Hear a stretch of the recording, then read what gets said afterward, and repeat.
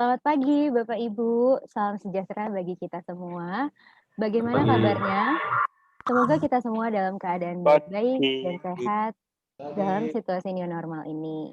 Baik, selamat pagi. Perkenalkan saya Olivia selaku host pada seminar hari ini. Dan selamat datang dalam sharing session kawan lama yang bertemakan Training for Customer Dasar Kalibrasi dan Live Demo Teknik Kalibrasi Kaliper. Lewat salah satu brand mie sharing kawan lama yaitu Mitu Toyo, sharing session ini akan membahas tentang dasar kalibrasi dan juga akan ada live demo teknik kalibrasi yang sangat bermanfaat dalam manajemen kualitas dan produktivitas di perusahaan atau bisnis Bapak Ibu. Untuk itu, telah bergabung bersama kami pada hari ini narasumber kita adalah Bapak Agus Nur Fitrianto. Beliau selaku Calibration Coordinator dari PT Kawan Lama Sejahtera. Sharing seminar ini akan dibawakan dalam waktu kurang lebih 120 menit, di mana session pertama, narasumber akan memaparkan materi presentasi sekitar 80 menit, dan dilanjutkan dengan session kedua, yaitu tanya-jawab yang akan dipandu oleh saya selaku host. Bapak Ibu, adapun tata tertib selama acara ini berlangsung adalah, yang pertama, kami mohon kepada Bapak Ibu untuk menonaktifkan web kamera dan mikrofon masing-masing pada saat acara ini berlangsung. Dan yang kedua, Bapak Ibu mohon bantuannya untuk merename nama akun Zoom masing-masing dengan format nama perusahaan atau instansi _ nama peserta. Yang ketiga, silakan berbicara setelah dipersilahkan oleh saya selaku host. Dan selanjutnya, peserta dapat mengajukan pertanyaan pada kolom meeting chat dan akan saya bacakan pada saat sesi tanya-jawab, atau apabila masih ada waktu, akan kami bukakan sesi tanya-jawab secara langsung. Yang terakhir, mohon mengisi feedback form setelah acara selesai dilaksanakan yang akan dipandu oleh saya selaku host. Baiklah, untuk mempersingkat waktu, mari kita segera mulai sharing session ini. Kepada Bapak Agus Nur Fitrianto, kami persilahkan.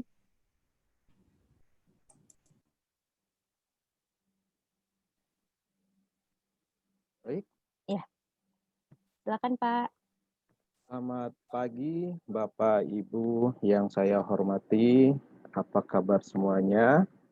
Assalamualaikum warahmatullahi wabarakatuh. Pada kesempatan kali ini kita ada kegiatan mengenai basic kalibrasi dan live demo teknik kalibrasi kaliper.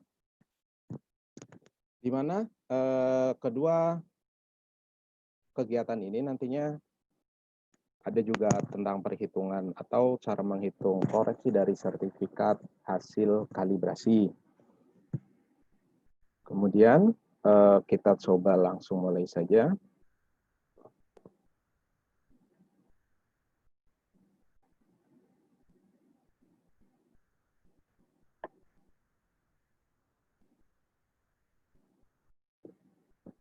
Baik, mohon maaf Bapak Ibu bisa melihat jelas slide yang saya tampilkan. Ya Pak, sudah Oke, dapat baik. terlihat, bisa dapat langsung dilakukan. Baik. Pada sesi awal ini kita akan membahas tentang manfaat dan pentingnya kalibrasi, di mana sebelumnya saya akan memperkenalkan dulu. Laboratorium Kalibrasi Kawan Lama sudah memiliki akreditasi dengan nomor LK 066.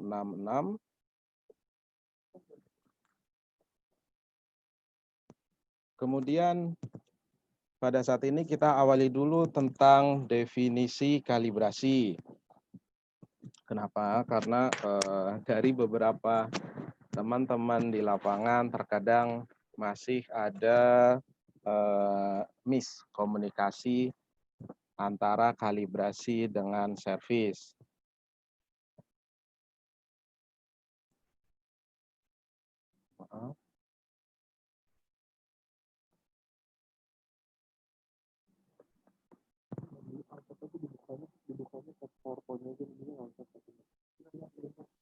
Baik, mohon maaf Bapak Ibu, ada kesalahan teknis dari tim kami. Mohon kesediaannya untuk menunggu. Oke, apakah? Oke, sudah. Oke. Silakan Pak, dapat dilanjutkan. Baik, Dari definisi kalibrasi sendiri, kalibrasi adalah kegiatan dalam syarat tertentu yang telah ditetapkan untuk, yaitu pada tahap pertama, menetapkan hubungan antara besaran beserta ketidakpastian pengukuran dari sebuah standar pengukuran dan penunjukan terkait beserta ketidakpastiannya. Kemudian pada tahap yang kedua, menggunakan informasi tersebut untuk memperoleh hasil pengukuran dari sebuah penunjukan. Gitu. Jadi tujuannya adalah kalibrasi itu bukan servis. Jadi kalibrasi adalah kita pengen mengetahui besarnya penyimpangan dari suatu alat ukur, gitu Bapak Ibu. Nah nantinya dari penyimpangan alat ukur tadi, kita harus gunakan besarnya penyimpangan terhadap hasil pengukuran yang sudah kita lakukan. Gitu. Nah, kemudian dasar kalibrasi sendiri itu setiap alat ukur dianggap tidak cukup baik walaupun alat ukur tersebut dalam kondisi baru. Nah, mungkin Bapak Ibu sudah familiar apabila kita membeli alat ukur baru, misalnya kaliper Meito Toyo, itu biasanya terdapat inspection sertifikat. Nah, di dalam sertifikat inspection itu memang ada hasil pengukuran penyimpangan dari kaliper tersebut. Tetapi yang perlu diingat adalah sertifikat inspection ini terkadang ada di beberapa alat, ada juga yang tidak include dengan beberapa alat. Tetapi sertifikat inspection ini pun belum bisa dikatakan sebagai sertifikat kalibrasi karena sertifikat inspection ini hanya berasal dari maker atau pembuat si alat ukur gitu. Nah, kemudian dasar kalibrasi yang kedua adalah baik tidaknya suatu alat ukur dapat diketahui setelah dilakukan kalibrasi. Nah, nantinya setelah kita selesai melakukan kalibrasi, kemudian kita mendapatkan sertifikat kalibrasi, di dalam sertifikat tersebut nanti muncul laporan yang berisi tentang hasil penyimpangan alat ukur. Nah, kemudian nanti dari hasil penyimpangan alat ukur tersebut, kita bisa digunakan. Kita bisa digunakan informasi tersebut untuk membuat judgement suatu alat ukur. Sehingga nantinya Bapak Ibu bisa melakukan judgement sendiri gitu. Apakah alat ukur yang dimiliki oleh Bapak Ibu itu masih dalam kondisi oke atau malah justru sebaliknya sudah kondisi NG gitu. Kemudian tujuan kalibrasi sendiri yaitu mengetahui besarnya penyimpangan dari penunjukan konvensional alat ukur. Nah, ini yang tadi setelah kita melakukan kalibrasi, kita dapat sertifikat kalibrasi. Nah, kita baru tahu nih penyimpangan dari alat ukurnya itu berapa gitu. Jadi suatu alat ukur entah itu dia tipenya digital kah, vernier kah atau dial kah, itu sebenarnya masih memiliki penyimpangan gitu. Jadi tidak serta-merta misalnya kaliper yang kita gunakan menunjukkan nilai 30,62 mm. Nah, sebenarnya produk yang kita ukur belum tentu nilainya itu 30,62 mm. Bisa lebih atau juga bisa kurang gitu. Nah, untuk mengetahui nilai aktual dari produk yang kita ukur, kita harus tahu dulu apakah si alat ukurnya itu memiliki penyimpangan atau enggak. Seperti itu. Nah, besarnya penyimpangan nantinya bisa diketahui setelah dilakukan kalibrasi. Kemudian, tujuan kalibrasi yang kedua adalah menjamin hasil pengukuran sudah sesuai dengan standar. Nah, standar di sini maksudnya adalah bila mana di tempat Bapak Ibu sudah memiliki sistem manajemen mutu, misalnya di dunia auto komponen itu sering ada ISO TS atau yang sekarang sudah ISO IATF. Nah, itu biasanya di dalam situ ada standar-standar khusus atau klausul-klausul khusus yang membahas tentang kalibrasi. Jadi harapannya sih alat ukur milik Bapak Ibu sudah terkalibrasi sehingga nantinya tidak menjadi temuan pada saat dilakukan audit eksternal. Kemudian pentingnya kalibrasi di dalam dunia industri. Yang paling penting adalah sebagai jaminan mutu hasil pengukuran. Nah, terkait dengan sistem manajemen mutu, di dunia industri minimal mereka memiliki sistem manajemen mutu ISO 9001 gitu. Minimal memiliki sistem manajemen ISO 9001. Nah, apabila khusus tentang dunia otomotif itu biasanya dia ada tambahan lagi tentang ISO IATF 16949 tahun 2016. Di mana di dalamnya itu ada klausul yang membahas tentang skop FMEA ditambahkan mengenai minimum of potential and actual recall, field complaint, scrap, and rework. Nah, pentingnya kalibrasi di sini adalah untuk meminimalisir terjadinya scrap produk. Produk yang sudah dibuat atau sudah diproduksi oleh teman-teman di lapangan, ataupun kita juga bisa meminimalisir terjadinya rework produk gitu. Kenapa hal ini sampai terjadi? Kenapa sih pada saat kita memproduksi produk, kemudian scrap masih banyak, reworknya juga masih banyak, apalagi ada komplain gitu, ada komplain dari rekanan yang membeli produk kita gitu. Nah, biasanya hal ini terjadi itu akibat kurang telitinya pada saat proses pengukuran produk. Nah, maksud tidak telitinya ini adalah ya pada saat proses pengukuran benar gitu, benar antara produk yang diukur dengan alat ukur yang digunakan itu Pak sudah sesuai. Nah, tetapi kadang masih ada beberapa teman-teman yang menganggap menganggap masih kurang penting gitu. Kurang penting informasi dari sertifikat kalibrasi. Nah, padahal teman-teman sebenarnya sudah mengkalibrasi alat ukurnya gitu, tetapi sertifikat kalibrasinya biasanya setelah selesai dimasukkan lagi ke filing gitu. Nah, sertifikat ini nanti dikeluarkan lagi hanya pada saat ada audit gitu. Padahal sertifikat kalibrasi ini berisi informasi tentang kondisi aktual dari alat ukur. Ya kalau misalnya hasil kalibrasinya itu memang penyimpangannya itu dikatakan 0 gitu. Oke, kita berarti biasa menganggap bahwa penunjukan dari alat ukur sudah sesuai dengan kondisi aktual gitu. Tapi apa yang terjadi bila mana ternyata alat ukur yang kita gunakan kemudian setelah kita lakukan kalibrasi, ternyata sertifikatnya kita simpan, nggak kita evaluasi lebih lanjut. Ternyata di dalam sertifikat itu ada informasi yang menyebutkan bahwa alat ukur ini penyimpangannya sudah jauh gitu, apalagi sudah out of tolerance. Tetapi karena sertifikat tidak kita analisa lebih jauh, kita tetap gunakan alat ukurnya, sehingga terjadilah terkadang ada kesalahan hasil pengukuran gitu ya. Saya menyebutnya hasil pengukuran, bukan proses pengukuran.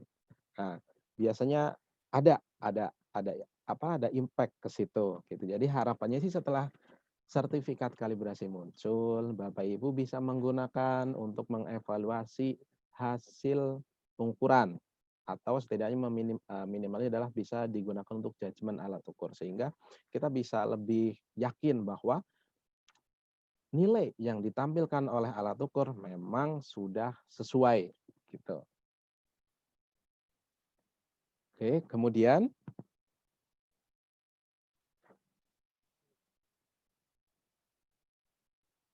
nah, laboratorium kalibrasi yang dimiliki oleh kawan lama sendiri itu sudah terakreditasi oleh Komite Akreditasi Nasional. Nah, di mana KAN ini itu sebagai jaminan karena KAN ini sudah diakui oleh pihak internasional di mana untuk laboratorium kalibrasi itu dia sudah bekerja sama dengan ILAK MRA dan APLAK. Nah, di mana apabila sertifikat kalibrasi sudah memiliki logo ILAK MRA, berarti kita bisa ambil kesimpulan bahwa hasil kalibrasinya itu sudah bisa dipertanggungjawabkan di tingkat internasional gitu, Bapak Ibu. Nah, mungkin nanti coba Bapak Ibu cek sertifikat kalibrasi yang mungkin dilakukan eksternal, apakah sertifikatnya itu sudah menampilkan logo ILAK MRA atau belum, gitu. Nah, itu nanti coba saling dicek masing-masing. Nah, kemudian turunannya adalah apabila misalnya alat alat ukur Bapak Ibu dikalibrasi ke lab yang memang sudah memiliki logo CAN dan ILAK MRA, maka hasil pengukuran yang dilakukan oleh teman-teman di lapangan itu sudah bisa dipertanggungjawabkan di tingkat internasional juga gitu. Jadi ini sangat erat kaitannya apabila produk-produk yang kita produksi itu diekspor ke luar negeri gitu. Kemudian dari hasil kalibrasi yang sudah dilakukan terhadap alat ukur, tadi saya di awal sempat singgung nantinya kita bisa membuat judgement suatu alat ukur. Nah, di sini saya coba tampilkan beberapa referensi, beberapa contoh dokumen yang bisa digunakan untuk menjudgement alat ukur. Nah, kebetulan di sini saya memiliki dokumen JIS, Japan Industrial Standard, nomor JISB 7502 versi yang 2016. Nah, di dalam tabel ini terdapat beberapa informasi di mana informasi yang sering ditampilkan adalah tentang skala alat ukurnya. Skala alat ukur yang ada di sebelah kiri itu measuring rank, kolom measuring rank. Itu misalnya di 7502 eh, range 0 sampai 25 milimeter gitu. Nah, 0 sampai 25 milimeter ini merupakan range dari alat ukur. Dalam hal ini adalah outside micrometer. Nah, perlu Bapak Ibu ketahui juga bahwa untuk mengkalibrasi suatu alat ukur itu masing-masing memiliki metode sendiri-sendiri gitu, khusus apabila memang yang sudah ada metode bakunya. Nah, di sini saya coba tampilkan untuk kalibrasi outside micrometer. Outside micrometer dikalibrasinya menggunakan JIS B7502. Nah, biasanya customer juga bingung gitu, ini saya mau menjudgement alat ukur saya gitu, cuman saya patokannya itu kemana gitu. Itu banyak banyak, informasi seperti yang saya dapatkan dari teman-teman di lapangan. Nah, terkadang apabila mereka tidak memiliki dokumen acuan yang memang sudah diakui gitu ya, diakui di sini adalah maksudnya ya memang metode baku gitu, biasanya jadi sasaran pada saat, dilakukan audit dari pihak eksternal. Biasanya si pihak auditor itu nanyain, "Ini Bapak menjudgement alat ukur pakai apa?" Gitu. Biasanya oke lah kita tunjukkan dokumen dokumen internal dokumen internal. Nah, kemudian pasti si auditor itu nanya lagi, ini berdasarkan metode apa yang Bapak gunakan? Kok bisa-bisanya menjudgement alat ukurnya itu masih oke atau sudah NG seperti itu. Nah, di situ di poin tersebut itu biasanya teman-teman ada yang beberapa kebingungan. Malah kadang ada yang menganggap bahwa oh ini dokumen yang kita pakai sudah turun-turunan gitu. Dari senior sampai saat ini masih kita pakai ke situ gitu. Tapi secara secara secara pertanggungjawabannya itu kurang kuat gitu. Nah, khusus untuk outside micrometer sendiri, ini Bapak Ibu nantinya bisa menggunakan JIS B7502. Itu memang JIS metode ini tuh tidak bisa kita dapatkan free gitu. Nah, nantinya Bapak Ibu bisa bisa coba apabila mau beralih ke metode yang lain gitu. Tapi kalau memang Bapak Ibu sudah memiliki metode misalnya ISO kah, kemudian ASME kah, yang penting memang metode tersebut baku, yaitu bisa dipertanggungjawabkan asalkan nantinya prosesnya itu sama gitu. Dalam artian sama adalah kita tidak bisa pada saat misalnya biasanya di dalam suatu metode itu menginfokan tentang cara penggunaan alat sampai menjudgement alat itu ada semua infonya. Nah, tapi yang perlu kita perhatikan adalah jangan sampai misalnya pada saat kita menggunakan alat, kita mengacu ke metode A. Kemudian pada saat kita membuat judgement alat ukur, mengacunya ke metode C. Nah, itu terkadang juga jadi bahan pertanyaan dari pihak auditor. Nah, ini contohnya untuk yang outside micrometer. Nah, kemudian yang sebelah kanan itu tabel 5, ini contoh untuk metode kalibrasi atau maksimum permissible error dokumen yang digunakan untuk membuat judgement untuk kaliper. Ini saya tidak tampilkan JIS-nya, tapi ini untuk kaliper JIS B7507. 7507 yang tahun 2016, versi 2016. Nah, jadi masing-masing metode, entah itu JIS, ISO, Euramet kah, itu ada versinya masing-masing. Dan untuk sebagai informasi untuk Bapak Ibu, saat ini beberapa auditor mengharuskan pihak user menggunakan metode yang terupdate gitu. Nah, jadi pastikan metode yang ada atau yang dimiliki oleh teman-teman di lapangan sudah terupdate gitu. Nah, khusus untuk materi yang hari ini akan kita bahas, nantinya kita akan membahas tentang basic kalibrasi kaliper. Nah, ini contoh tabel 5 ini yang nanti kita gunakan sebagai dokumen acuan untuk membuat judgement kaliper. Nah, di mana di tabel 5 ini bisa kita lihat bersama bahwa ada 3 kolom, cara membacanya gitu maksud saya. Nah, ini ada 3 kolom, kalau yang sebelah kiri itu measuring length, kemudian kolom yang sebelah kanan itu adalah scale interval atau resolusi dari alat ukur. Nah, jadi untuk membuat judgement dari kaliper, kita harus memastikan range kalipernya berapa, kemudian resolusinya berapa gitu. Jadi jangan sampai nanti range-nya misalnya 150 milimeter, tetapi kita menggunakan kolom judgement untuk resolusi yang 0,05 gitu, 0,05 milimeter. Padahal aktual kalipernya itu adalah digital kaliper.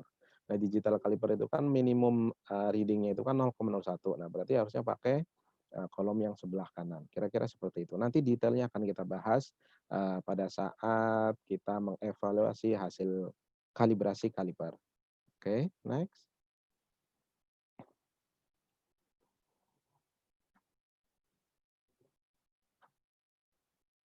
Nah, kemudian syarat-syarat untuk melakukan kalibrasi sendiri, itu kita harus memiliki standar acuan atau master kalibrasi yang terlusur ke standar nasional atau internasional.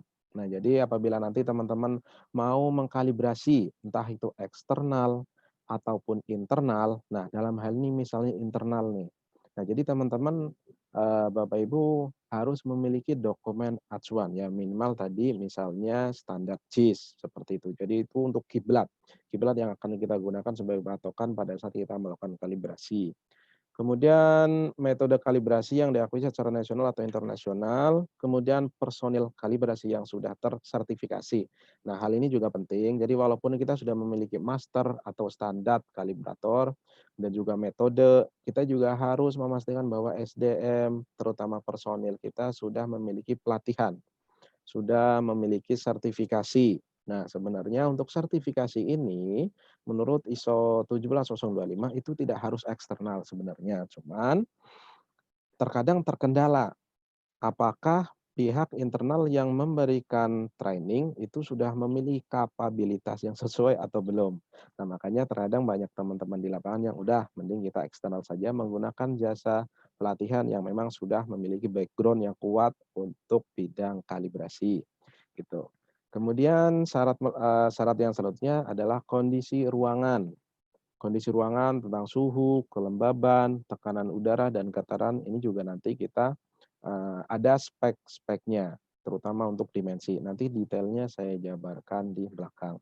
Kemudian yang terakhir adalah alat ukur yang akan dikalibrasi dalam keadaan berfungsi dengan normal. Nah, ini menyambung dari tadi yang di awal sempat saya singgung tentang bedanya antara kalibrasi dengan servis. Nah, untuk dikalibrasi sendiri, kita harus memastikan bahwa alat ukur tidak ada masalah. Alat ukur harus berjalan dengan normal, gitu. Apalagi kalau misalnya yang digital. Terkadang masih ada beberapa teman-teman yang membawa alat ukur mereka ke laboratorium kalibrasi, menganggap bahwa setelah alat ukur kembali selesai dari kalibrasi, maka alat ukurnya kembali ke sama seperti baru gitu, sama seperti baru. Padahal padahal maksudnya adalah alat ukur tersebut dikalibrasi, kemudian nanti setelah selesai kalibrasi muncullah atau dikeluarkanlah sertifikat kalibrasi. Nah, dari hasil sertifikat kalibrasi ini yang nantinya digunakan oleh user untuk mengkalkulasi hasil pengukuran sehingga didapatkanlah pengukuran yang benar. Sebenarnya tujuannya seperti itu dari kalibrasi sendiri. Jadi apabila Bapak Ibu memilih kaliper yang ujung jauhnya sudah bengkok, kemudian digital reading-nya sudah muncul E, itu pasti pada saat kita masukkan ke laboratorium kalibrasi bakalan ditolak gitu. Pasti nanti diarahkan dulu untuk ini diservis dulu Pak gitu. Oke, baik selanjutnya. Kemudian tidak bosan-bosannya saya menyampaikan tentang manfaat dari kalibrasi. Kenapa? Manfaat dari kalibrasi sendiri itu adalah yang penting adalah menjaga kondisi instrumen ukur dan bahan ukur agar tetap sesuai dengan spesifikasinya. Nah, spesifikasi ini adalah maksudnya toleransi dari alat ukur. Kita tahu, kita bisa ketahui bersama bahwa setiap kita membeli alat ukur pasti terdapat atau dibawakan juga sudah include dengan buku manual. Biasanya di buku manual tersebut nantinya berisi tentang spek-spek dari alat ukur yang kita miliki atau kita beli seperti itu. Nah, kemudian khusus untuk kaliper itu seperti yang sudah kita bahas di depan tadi, itu kita bisa merujuk ke dokumen CIS B7507 untuk membuat judgement. Nah, harapannya adalah setelah kita melakukan kalibrasi, kita bisa mengambil manfaatnya untuk membuat judgement tadi. Jadi kita bisa mengambil kesimpulan apakah alat ukur ini masih masuk dengan spesifikasi produknya atau tidak, seperti itu. Nah, kemudian manfaat yang selanjutnya adalah menjaga akurasi alat ukur. Nah, di mana beberapa istilah yang sering kita jumpai di dunia metrologi, khususnya dunia kalibrasi atau alat ukur itu tentang akurasi dan presisi. Nah, saya coba langsung ambil sampel contoh kaliper. Pasti Bapak Ibu sudah banyak yang memiliki kaliper. Dan saya jamin, saya pastikan bahwa banyak dari teman-teman kita di lapangan yang memiliki alat yang digunakan untuk memverifikasi kaliper tersebut. Minimal memiliki gauge block. Oke. Nah, jadi walaupun alat ukur sudah dikalibrasi, tapi dari segi user pun harus melakukan verifikasi alat ukur. Nah, biasanya ini menggunakan gauge block. Nah, di sini saya coba menjelaskan tentang perbedaan dari akurasi dengan presisi menggunakan kaliper yang dikaitkan dengan gauge block. Oke. Karena kedua kedua istilah ini biasanya kita sering jumpai, tetapi kadang ada miskomunikasi gitu tentang arti dari akurasi dan presisi ini. Nah, misalnya kita memiliki sebuah kaliper, kemudian kaliper ini akan dicek, diverifikasi menggunakan gauge block ukuran 25 milimeter. Kita anggap, dalam hal ini kita anggap bahwa nilai aktual dari si gauge block nominal 25 milimeter adalah benar sebesar 25,000 milimeter gitu. Jadi kalau kita anggap menjadi dua angka penting berarti dia memang pas di 25 milimeter si gauge block ini. Nah, maksud dari akurasi adalah pada saat kaliper kita verifikasi menggunakan gauge block ukuran 25 milimeter, maka si kaliper akan menunjukkan nilai sebesar 25,00 milimeter, seperti itu. Kemudian saya ulangi lagi beberapa kali pengambilan data dengan menggunakan gauge block yang sama, didapatkanlah hasil pengulangan data yang sama juga. Jadi 25 milimeter, 25 milimeter, misalnya kita ambil sebanyak 3 data gitu. Nah, itu yang itu yang disebut sebagai akurasi gitu. Jadi antara penunjukan alat dengan master yang digunakan untuk mengecek kaliper ini itu sama nilainya, penunjukannya sama gitu. Tetapi berbeda lagi dengan istilahnya presisi. Presisi ini adalah dia ada penyimpangan nih, dia ada penyimpangan dari aktual gauge block, tetapi nilai penyimpangannya itu linear. Misalnya, si kaliper menunjukkan nilai sebesar 25,01. 25,01 milimeter. Kemudian kita ambil datanya sebanyak 3 kali, minimal 3 kali, ternyata didapatlah data 1, 2, 3 sama besarnya, 25,01. Nah, ini diambil kesimpulan bahwa alat ukur si kaliper, dia sudah tidak akurat, tapi dia masih presisi. Gitu, masih presisi. Nah, fungsi dari kalibrasi ini adalah kita pengen mengetahui seberapa akurat dari alat ukur yang sudah dilakukan kalibrasi. Nah, itu nanti kita bisa lihat di sertifikat kalibrasinya. Oke, kira-kira seperti itu perbedaan antara akurasi dan presisi. Kemudian banyak juga beberapa teman-teman dari dari industri yang menanyakan tentang masa rekalibrasi suatu alat ukur. Nah, memang sebenarnya kapan sih kita harus mengkalibrasi suatu alat ukur? Kapan kita harus mengkalibrasi kaliper gitu dalam hal ini? Apakah harus setahun sekali kah, sebulan sekali kah, atau 2 tahun sekali gitu misalnya? Sebenarnya tidak untuk apa namanya kepastian dari masa rekalibrasi alat ukur sebenarnya ditentukan sendiri oleh si customer. Kenapa? Karena kalibrasi ini sebenarnya sifatnya sukarela gitu, sebenarnya sukarela. Jadi apabila Bapak Ibu merasa alat ukurnya kok, oh ini kayaknya ada masalah nih. Nah, itu harus sudah dilakukan kalibrasi gitu. Apalagi setelah dilakukan verifikasi, oh ternyata ada penyimpangan yang cukup signifikan. Itu udah harus dikalibrasi. Tetapi kalau kita merujuk ke suatu dokumen, ini sebenarnya ada dokumen dari terbitan KAN, Komite Akreditasi Nasional, itu menerbitkan dokumen dengan nomor KAN RLK 01. KAN RLK 01. Ini di dalamnya terdapat informasi tentang jenis alat ukur, segala macam rupa ada, tapi memang masih terbatas, dan juga masa kalibrasinya, atau interval masa kalibrasi dari suatu alat ukur. Itu ada semua.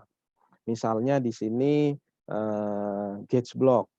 Gauge block itu menurut KAN RLK 01, dia dibagi menjadi 2 jenis, yaitu reference standard dan working standard.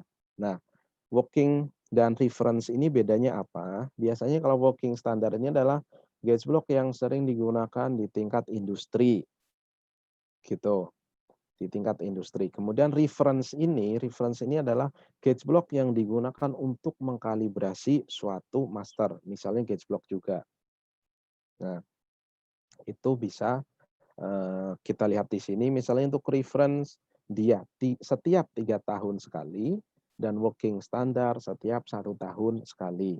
Nah, dokumen ini yang biasanya ditanyakan juga oleh pihak auditor. Biasanya kamu kalibrasi alat gauge block-nya berapa lama gitu. Oh saya 2 tahun sekali misalnya gitu. Nah, padahal pada saat audit, si auditor ini mengecek grade gauge block-nya, oh ternyata grade 0 atau bahkan grade 1. Oh, ini kan grade 1 biasanya hanya untuk digunakan misalnya untuk verifikasi internal. Atau bahkan misalnya grade 2, oh grade 2 ini kan biasanya untuk digunakan sebagai alat bantu sudut gitu. Oh, ini berarti harusnya setahun sekali. Nah, biasanya sih menjadi temuan gitu karena kita tidak bisa memberikan kepastian dokumen yang bisa kita jadikan sebagai acuan gitu, biasanya seperti itu. Nah, tetapi ada beberapa, info lain tentang masa rekalibrasi ini. Misalnya, interval kalibrasi itu juga bisa berdasarkan tentang waktu kalender. Waktu kalender ini misalnya, bulan, biasanya yang sering kita jumpai di lapangan adalah tiap 6 bulan sekali, kalau misalnya digunakan, sebanyak 3 shift, biasanya dia dikalibrasi setiap 6 bulan sekali. Nah, kemudian yang kedua adalah jam operasional. Nah, jam operasional ini biasanya sering digunakan di teman-teman, di pesawat. Biasanya mereka banyak ke situ, misalnya stok range. Dia setiap, berapa ratus jam dia harus dikalibrasi, itu juga ada, gitu. Jadi dalam hal ini sebenarnya kita membuat patokan mau dilakukan berapa lama sekali masa rekalibrasinya itu berdasarkan dari user gitu. Tapi si user ini juga harus tahu dia membuat batasan masa rekalibrasi itu berdasarkan apa. Nah, tujuannya biar nanti pada saat dilakukan audit pun aman gitu. Kemudian kalibrasi alat ukur sendiri itu berlaku untuk satu alat ukur baru. Nah, alat ukur baru Bapak Ibu. Jadi pastikan pada saat kita membeli suatu alat ukur baru tentunya ya, itu sudah terkalibrasi juga. Memang, misalnya untuk kaliper Mitutoyo, pada saat kita membeli kaliper range misalnya 150 milimeter itu memang sudah ada inspection report-nya. Tetapi kalau kita hanya mengandalkan inspection report, itu info yang didapatkan tentang kondisi alat ukur masih terbatas. Gitu. Kenapa? Karena yaitu tadi yang sempat saya singgung di awal bahwa inspection report ini hanya dikeluarkan oleh maker. Padahal kalau kalibrasi ini dia sudah bersifat umum, general gitu karena, rujukannya sendiri dia ke 17025 ISO 17025 seperti itu. Tapi kalau yang dari maker itu biasanya dia hanya, based on, eee, toleransi dari si maker-nya. Oke. Kemudian alat kalibrasi juga berlaku untuk alat ukur yang pernah terjatuh. Nah, ini saya ambil sampel kenapa alat ukur terjatuh, ini maksudnya adalah kecelakaan gitu. Nah, kecelakaan di sini bisa jadi alat ukur pernah terjatuh, terpentok gitu, apalagi terkadang, digunakan tidak tidak sesuai dengan, peruntukannya gitu. Itu kan biasanya ada tuh alat ukur misalnya rahang inside dari suatu kaliper digunakan untuk membuat garis. Nah, itu kan sebenarnya nggak boleh. Nah, itu sebenarnya udah harus dilakukan kalibrasi ulang gitu. Kemudian yang ketiga, tidak ada riwayat kalibrasi sebelumnya. Nah, ini biasanya terjadi saya pernah menjumpai, di beberapa teman-teman produksi, jadi dia istilahnya dia buka atau si, nama pabrik ini berubah gitu, berubah, merger dengan tempat lain. Nah, kemudian tempat yang baru ini tidak ada informasi yang bisa digunakan untuk mengetahui apakah alat ukur ini sudah pernah terkalibrasi atau belum, karena status si alat ukur itu bukan baru gitu. Akhirnya dia bingung gitu. Nah, makanya dia lakukanlah kalibrasi ulang gitu. Jadi poin di sini adalah kalibrasi, itu tetap harus dilakukan untuk alat ukur baru, kemudian alat ukur pernah terjadi suatu accident, dan tidak ada riwayat kalibrasi yang sebelumnya. Baik, selanjutnya, kawan lama sendiri, PT Kawan Lama Sejahtera, selain kita sebagai trading alat-alat dan mesin-mesin di industri, kita juga memiliki layanan after sales gitu. Jadi Bapak Ibu jangan khawatir apabila membeli suatu alat ukur, entah itu mesin ataupun alat-alat ukur penunjang lainnya, jangan khawatir, kita juga memiliki, jaringan yang sudah tersebar di cabang-cabang yang ada di masing-masing, pulau, pulau besar gitu. Itu memiliki layanan service center, itu sudah ada di masing-masing cabang di Kawan Lama. Kemudian calibration ini memang saat ini kita masih ada di laboratorium, masih ada di Cikarang, hanya masih ada di Cikarang. Kemudian juga konsultasi. Nah, konsultasi ini bisa Bapak Ibu gunakan pada saat mau beli alat ukur atau, mesin, kita bisa konsultasikan dulu gitu. Jadi biar tidak ada kesalahan pada saat membeli mesin atau alat ukur. Kemudian juga ada training. Nah, khusus untuk laboratorium kalibrasi sendiri, ini kita bisa menggunakan atau kita bisa dilakukan kalibrasi secara inside calibration dan onsite calibration. Nah, inside calibration di sini maksudnya adalah kita bisa melakukan kalibrasi suatu alat ukur di tempat customer secara langsung. Seperti itu. Jadi secara penggunaan alat ukur pun jadi lebih cepat. Karena terkadang ada beberapa customer yang menginginkan saya mau mengkalibrasi alat ukur, tapi karena terkendala tidak ada backup, makanya si customer menginginkan percepatan gitu. Dan padahal kita di laboratorium kalibrasi tidak bisa, apabila ada alat baru baru masuk, yaitu harus nunggu antrian dulu gitu. Nah, makanya kadang kita juga ada layanan yaitu tadi inside calibration. Jadi biar prosesnya lebih cepat, Bapak Ibu juga, bisa langsung menggunakan alat ukur, secara langsung, kita bisa dilakukan di tempat customer. Kemudian selanjutnya, khusus untuk laboratorium kalibrasi PT Kawan Lama, itu sudah terakreditasi dengan nomor LK066 IDN, di mana ruang lingkup yang kita miliki ada beberapa, misalnya untuk dimensi. Dimensi di sini kita memiliki lingkup untuk thickness gauge, profile, mikroskop, kemudian gauge block. Gauge block juga kita sudah bisa mengkalibrasi sampai grade 0, Bapak Ibu. Nah, jadi jangan khawatir apabila Bapak Ibu memiliki gauge block, mulai dari grade 2, 1, dan 0, itu sudah bisa dilakukan kalibrasi di laboratorium kalibrasi PT Kawan Lama, gitu. Nah, kemudian ULM ini, kita sedang proses akreditasi, dan kemungkinan di awal tahun 2021 kita sudah bisa memproses mesin ULM ini untuk dilakukan kalibrasi sendiri.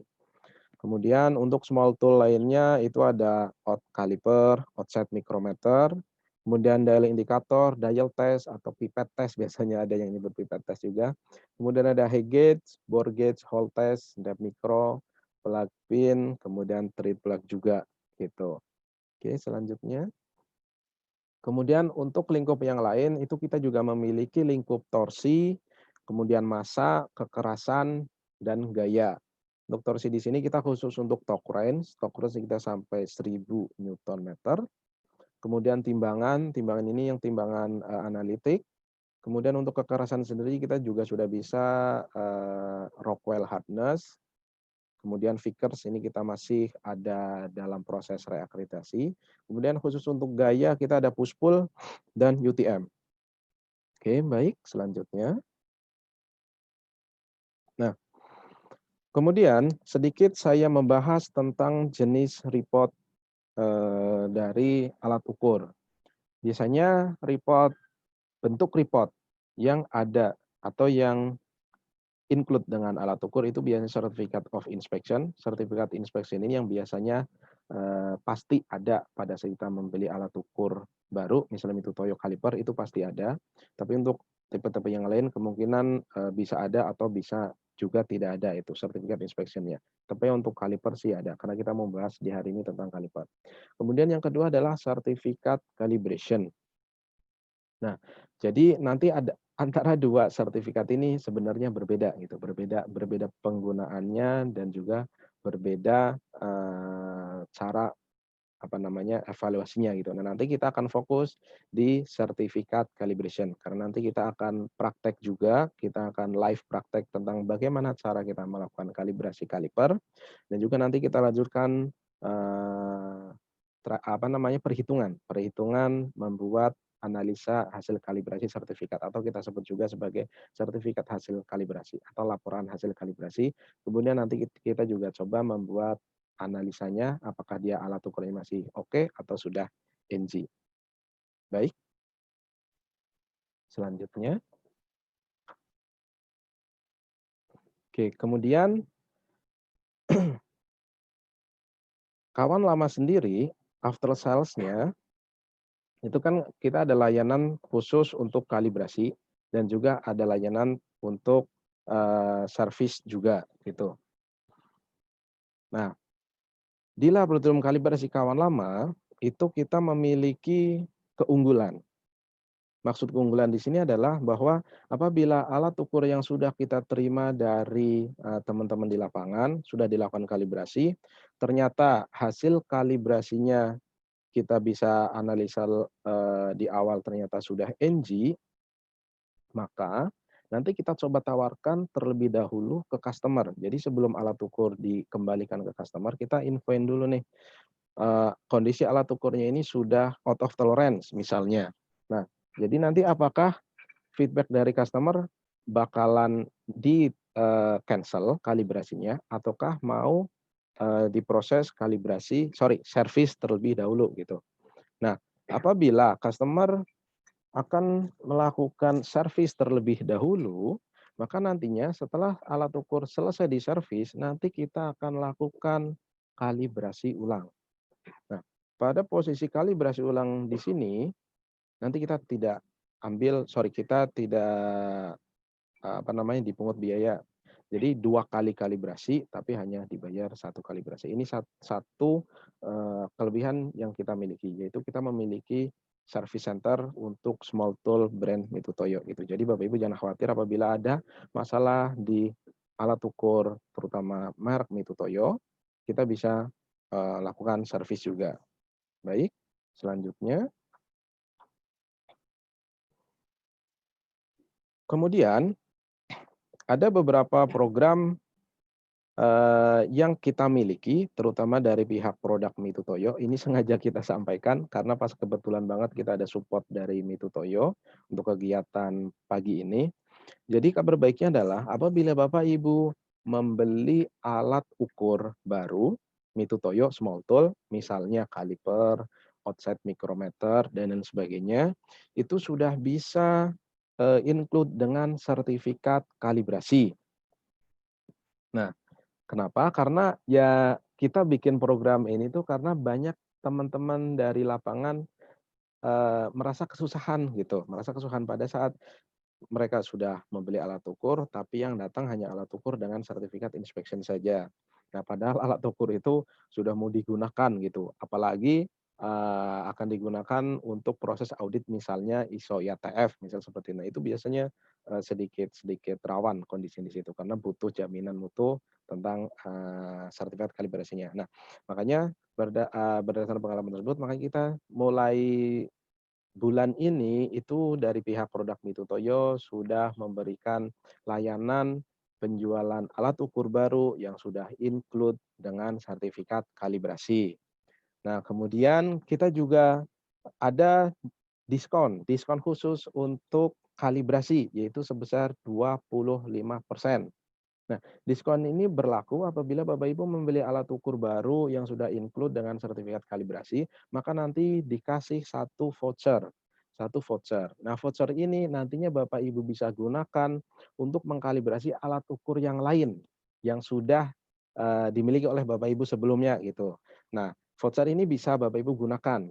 Nah, nantinya lumayan 25% itu sangat-sangat besar gitu. Nanti Bapak Ibu bisa digunakan untuk proses kalibrasi di kawan lama. Tetapi yang perlu diingat adalah voucher ini berlaku sampai bulan Juni 2021. Dan kalau nggak salah nanti, diskon ini berlaku untuk pembelian alat khusus di bulan Desember kalau tidak salah. Ya mungkin nanti, untuk detailnya Bapak Ibu bisa coba kontak sales masing-masing ya, sales masing-masing untuk detail penjualannya berlaku sampai kapan, agar dapat, voucher ini gitu. Tapi kalau untuk jasa kalibrasinya sendiri, itu berlaku sampai bulan Juni, tahun 2021 ya. Jadi ini momen momen yang apa, lumayan ini menuju di akhir tahun gitu. Ini sebentuk bentuk apresiasi kita kepada teman-teman di lapangan yang sudah, menggunakan terutama jasa khusus layanan kalibrasi kawal lama dan sudah menggunakan juga produk Mito Toyo gitu. Oke baik selanjutnya. Ya ini small tool yang bundling ya, yang bundling dengan sertifikat kalibrasi. Jadi small tool, ada kaliper, micrometer, height gauge, bore gauge, dial, indikator. Nah, kemudian ini juga ada nih ternyata untuk gauge block. Oh ini, untuk gauge block ya, untuk gauge block. Nah, ini kebetulan ada yang nanya dari PT DNP untuk master ya. Nah, master di sini kebetulan ini berlaku juga vouchernya untuk gauge block. Nah, sedikit sedikit saya bahas sedikit tentang master karena kebetulan tadi saya sempat baca ada pertanyaan dari PT DNP. Sorry, saya skip sebentar. Master. Nah, master di sini yang kita sebut master adalah misalnya gauge block, caliper checker, kemudian ULM itu master. Tetapi kalau untuk alat ukur, nah alat ukurnya yaitu ya itu tadi kaliper, micrometer, kemudian bore gauge seperti itu yang kita lihat sama-sama di layar ini. Nah, untuk yang PT DNP tadi ya, pas banget nih, ada gauge block nih Pak. Oke baik, selanjutnya. Nah, khusus untuk program bundling ini, Bapak Ibu jangan khawatir, oke. Umumnya, kalibrasi umumnya gitu ya Pak, umumnya. Itu dari kita masukin alat ke laboratorium kalibrasi, sampai selesai alat kalibrasi dan muncul sertifikat kalibrasi, itu biasanya paling cepat antara 14 hari atau 2 minggu. 14 hari kerja biasanya gitu ya, biasanya. Tapi jangan khawatir, untuk Bapak Ibu sebagai sekali lagi bentuk apresiasi kita ya, apresiasi kita kepada teman-teman di lapangan, apabila Bapak Ibu membeli alat ukur di bulan Desember ini yang sudah bundling dengan sertifikat kalibrasi, maka nantinya sertifikat kalibrasi, akan kita rilis selama proses 7 hari kerja saja, gitu. Karena kita di internal kita sudah memangkas beberapa proses sehingga prosesnya lebih cepat, gitu. Jadi Bapak Ibu jangan khawatir, dengan 7 hari ini maka sertifikat sudah bisa diterima. Oke, baik.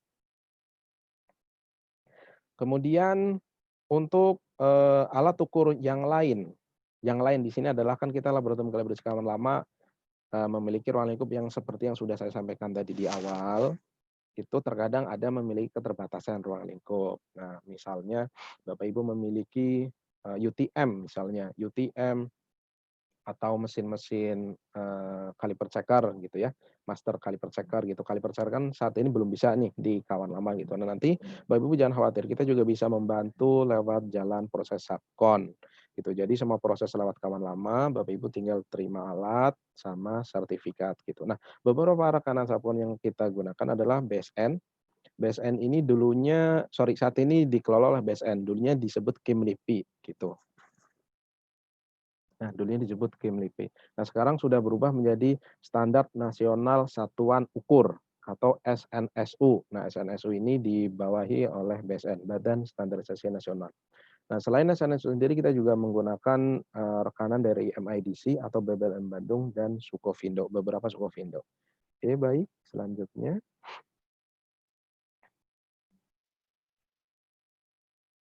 Nah, kemudian per bulan Desember,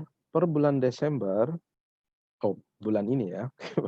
Per bulan Desember 2020 kita juga akan launching training kalibrasi online. Sebelumnya memang kita tidak ada training kalibrasi online. Nah, mengingat corona yang saat ini belum juga hilang total gitu, maka ada beberapa permintaan dari customer yang mereka terkendala oleh training offline. Makanya kita coba membuka jalur untuk training kalibrasi online. Nah, nantinya di training ini kita akan lakukan proses pengambilan datanya itu by video gitu ya. Nah, di dalam training ini nanti kita akan membahas tentang sistem pengukuran dan kalibrasi. Nah, kemudian prinsip dan persyaratan dasar dalam kalibrasi. Nah, kemudian yang selanjutnya adalah prosedur kalibrasi alat ukur gitu. Nah, kemudian praktek pengambilan data kalibrasi. Yang selanjutnya adalah pengolahan data hasil kalibrasi dan pembuatan laporan hasil kalibrasi. Nah, kemudian yang penting juga adalah estimasi ketidakpastian pengukuran. Nah, saya baru banget dapat kemarin info dari teman di lapangan, dia auto komponen. Dia ini info ada audit eksternal. Audit eksternal sistem manajemen mutu. Padahal dia bukan IATF. Nah, tapi si auditor ini sudah menanyakan tentang ketidakpastian pengukuran ke personil personil tersebut gitu ya, ke orang QC-nya gitu. Nah, ini mungkin sebagai langkah awal atau informasi awal bahwa mungkin Bapak Ibu juga harus mengupdate selain sudah memiliki kemampuan dalam mengkalibrasi alat ukur, itu juga harus diupdate lagi untuk memiliki kemampuan terhadap perhitungan ketidakpastian pengukuran. Nah, memang ketidakpastian pengukuran ini pasti melekat di sertifikat kalibrasi memang gitu. Ya, nah ini nanti Bapak Ibu harus diupdate untuk antisipasi gitu pada saat ada audit eksternal. Nah, kemudian yang selanjutnya adalah nanti kita juga akan membahas tentang prosedur rekalibrasi dan pengecekan antara. Nah, kemudian yang terakhir juga cara membaca sertifikat kalibrasi.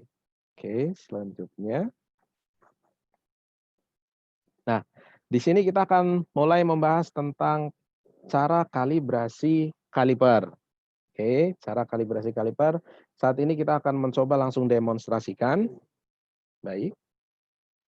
Sebentar, Bapak Ibu, mohon menunggu.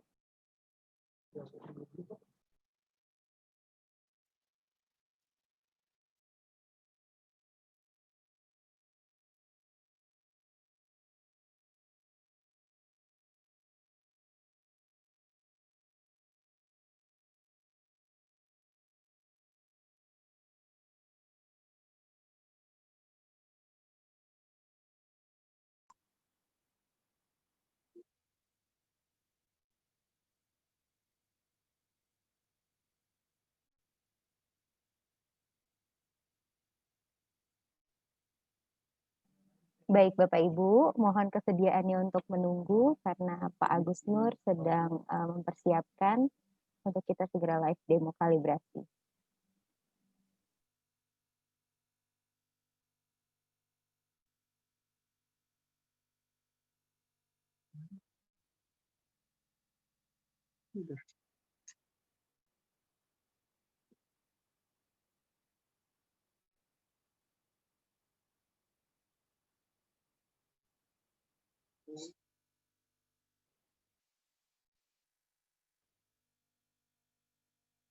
Mohon maaf menunggu. Apakah video yang kita tampilkan sudah cukup jelas, Bapak Ibu? Sudah, Pak. Silakan dapat Baik. dilanjutkan.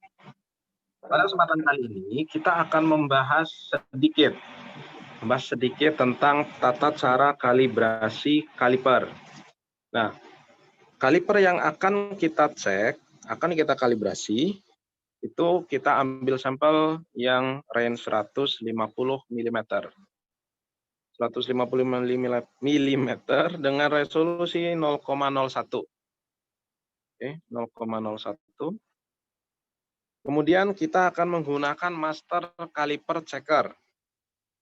Nah, cara kalibrasi kaliper ini yang akan kita sampaikan itu based on JIS B7507 tahun 2015. Jadi apabila teman-teman di lapangan menggunakan metode yang lain, mungkin ada beberapa perbedaan. Tapi yang pasti sama itu biasanya pada saat pengecekan kondisi outset jauh-nya dengan kondisi inset jauh. Nah, ini biasanya yang ASME, ASTM, kemudian ISO ini tetap sama mengecek ini juga. Jadi saya lebih fokus, kita akan membahas tentang tata cara kalibrasi outset jauh dan inset jauh. Kemudian master yang kita gunakan itu caliper checker ukuran 600 mm.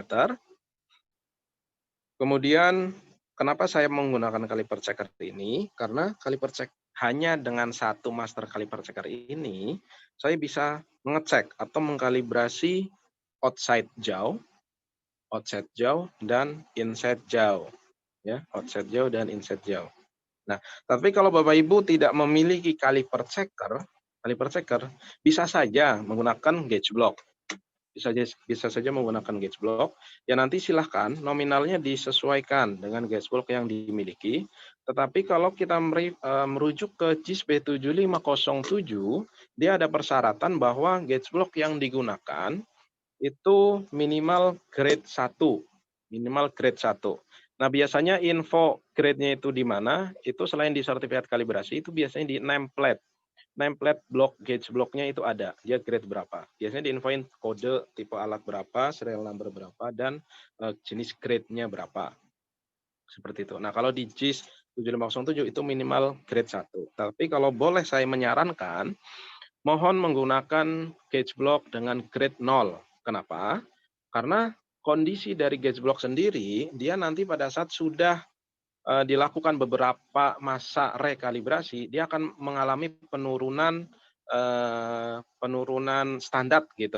Nah, gauge block ini dia nantinya akan downgrade gitu, Pak. Jadi per masing-masing grade itu dia memiliki toleransi sendiri-sendiri, batasannya gitu. Nah, manakala batasan ini semakin besar, maka nanti dia bakalan downgrade. Seperti yang kita ketahui bersama bahwa gauge block grade gauge block sendiri itu memiliki empat tingkatan. Mulai dari yang terbawah sampai yang paling bagus adalah grade 2, grade 1, grade 0, dan grade 00. Atau sering kita juga sebagai grade K. Nah, harapannya pada saat kita memiliki gauge block grade 0, maka pada saat downgrade, dia menjadi ke grade 1, gitu Pak. Tapi kalau kita memiliki grade 1, maka nantinya akan downgrade ke grade 2. Nah, kalau sudah downgrade ke grade 2, maka ya sudah tidak valid lagi untuk digunakan sebagai master untuk mengkalibrasi. Itu. Oke, kemudian untuk yang inside jauhnya, apabila Bapak Ibu tidak memiliki caliper checker, nanti bisa gunakan ring gauge.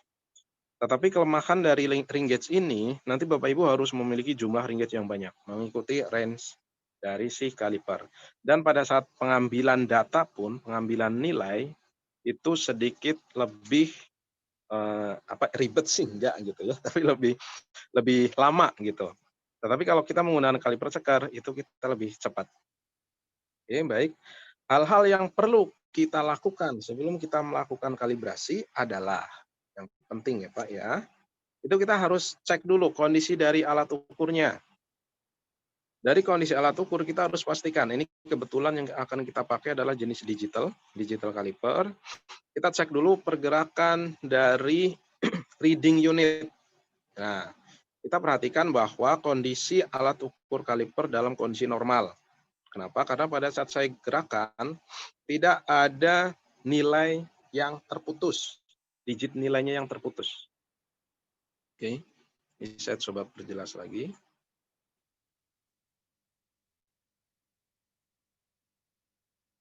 Seperti ini. Oke, ini kondisi normal semua.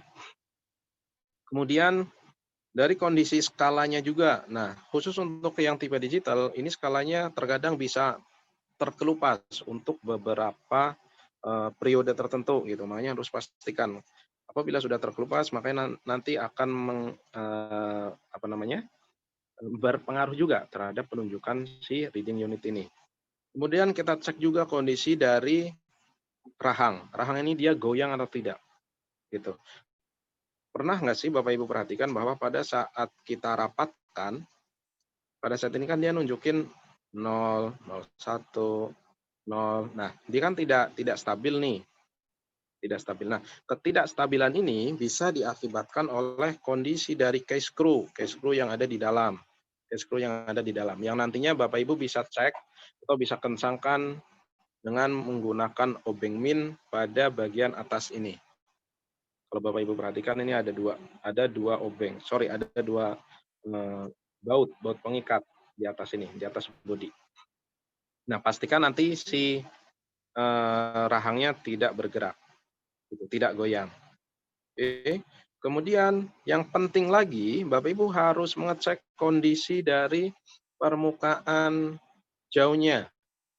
Pastikan tidak ada celah. Nah, untuk memastikan atau untuk mengecek apakah ada celah atau tidak, ini Bapak Ibu bisa coba terawang dengan menggunakan cahaya gitu ya. Nah, nantinya cahaya itu bakalan kedetek atau enggak di antara jauh ini, entah itu yang jauh outside ataupun yang inside. Nah, pastikan kondisinya rapat. Itu sepele tapi sangat mempengaruhi hasil kalibrasi. Kemudian yang selanjutnya adalah kebersihan dari alatnya sendiri. Ya, pastikan kondisinya bersih semua. Kenapa? Karena apabila kondisi bagian belakang ini kotor, maka nanti lama-kelamaan akan mempengaruhi reading unit. Nah, jadi nantinya reading unit ini bakalan kedetek muncul atau kadang-kadang tidak stabil. Nah, itu Bapak Ibu jangan khawatir, belum tentu reading unitnya yang kena atau yang rusak.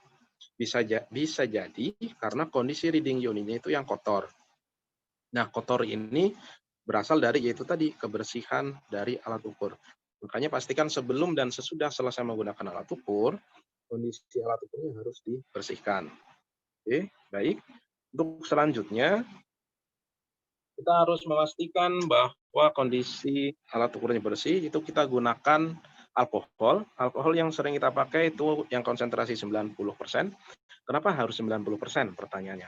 Padahal kan banyak tuh yang 75 atau 70%. Nah, tujuannya sih semakin tinggi kadar atau presentasi alkoholnya, maka setelah kita dibersihkan, maka dia langsung menguap gitu. Jadi tidak ada kadar air yang menempel. Ditakutkan nanti air tersebut yang lama-kelamaan bakal masuk ke reading unit ini yang mengakibatkan karat dan nantinya error juga. Kemudian jangan lupa juga cek kondisi menggunakan termohygrometer di ruangan laboratorium kalibrasi atau ruangan yang digunakan untuk mengkalibrasi alat ukur. Kemudian spek suhunya sendiri. Nah, spek suhu untuk ruangan kalibrasi itu disarankan itu sebesar 20 plus minus 1 dengan tingkat kelembaban kurang dari 65%. Nah, fungsi dari suhu itu untuk memastikan bahwa tidak ada pemuaian. Jadi teorinya sih di titik 20 derajat atau 20 derajat plus minus 1, dia titik muai dari bahan itu stabil. Nah, kemudian untuk yang kelembaban kurang dari 65%, itu fungsinya untuk memastikan bahwa alat ukur tidak karatan. Kenapa? Karena semakin tinggi kadar kelembaban, maka kadar udaranya pun semakin tinggi, maka ditakutkan nanti itu tadi kadar airnya masuk ke sela-sela alat ukurnya yang mengakibatkan karat. Kemudian pada saat kita mau melakukan kalibrasi, jangan lupa form kalibrasi Bom kalibrasi ini saya ambil sampel titik ukurnya, ngikutin titik ukur yang sudah ada di kaliper checkernya. Yaitu untuk yang offset jauh mulai dari 20 mili, 50, 100, dan 150. Kemudian untuk yang inside jauhnya sendiri, itu di titik 20, 50, 100, dan 150 juga. Oke. Di langkah pertama, setelah kita memastikan bahwa kondisi alat ukur tidak ada masalah, maka kita pastikan bahwa kondisi alat ukurnya sudah bersih, terutama pada bagian measuring range-nya. Measuring range-nya itu adalah permukaan ukurnya, muka ukurnya ya. Kalau ukur di sini, ini pastikan kondisinya sudah bersih. Kondisinya sudah bersih. Bapak Ibu bisa menggunakan tisu ataupun kain majun untuk membersihkan. Oke, kemudian pastikan kondisi dari skalanya.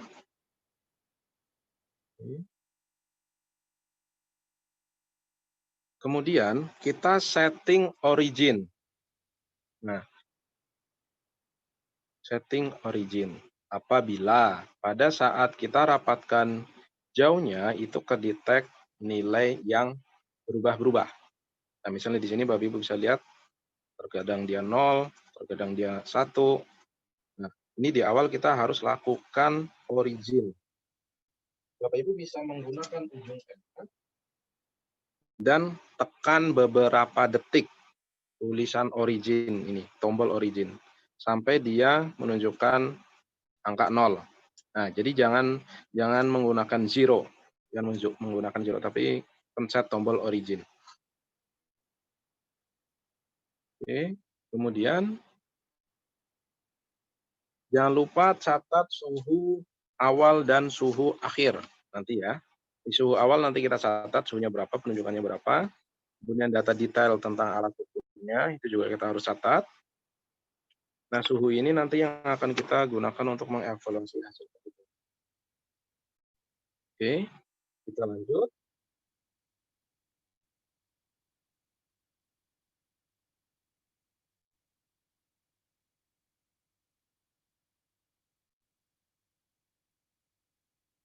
Nah, pada saat menggunakan kaliper checker, pada saat kita mengkalibrasi kaliper menggunakan kaliper checker, itu perhatikan posisi dari si kalipernya.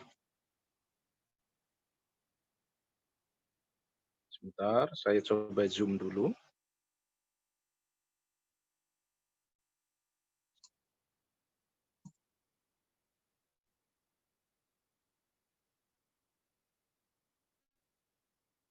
Oke.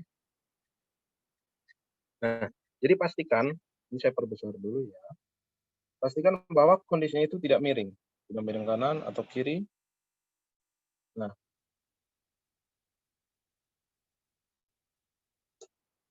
baru nanti kita cek di kondisi pangkal, tengah, dan ujung.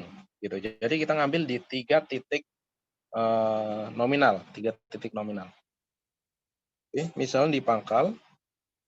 Dan satu lagi, oh ya, sebelum saya lanjutkan. Penekanan. Nah, ini yang penting. Kenapa? Karena kaliper ini mutlak menggunakan feeling, Pak. Bapak Ibu. Ini mutlak menggunakan feeling, beda dengan offset micrometer. Kalau offset micrometer kan ada ratchetnya ya. Ratchet itu fungsinya untuk menyamakan penekanan. Tapi kalau untuk kaliper, itu murni dari feeling. Nah, untuk memastikan apakah feeling-nya sudah benar atau belum, nah coba Bapak Ibu cek dulu sebelum kita meletakkan di kaliper checker seperti ini, kita coba cek dulu. Kan di awal tadi kita sudah origin, kemudian coba rapatkan. Nah, kita sentuhkan, kita pastikan pada saat kita menyentuh ini feel-nya benar gitu. Nah, berarti kira-kira ya memang pada saat kalibrasi kaliper butuh jam terbang lah gitu ya. Jam terbang. Jadi sering mengkalibrasi ya maka lebih mudah untuk mengecek penekanan, sering penekanan. Oke. Kita langsung ambil data. Caranya adalah kita yang jauh sebelah kiri, offset sebelah kiri, kita pastikan dia sudah menempel ke kaliper checker. Oke, baru kemudian saya cari posisi yang tepat.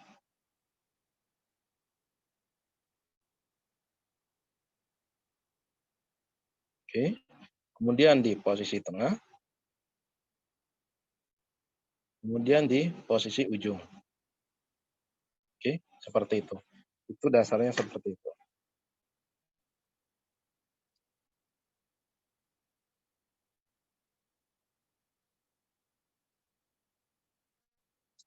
Oke.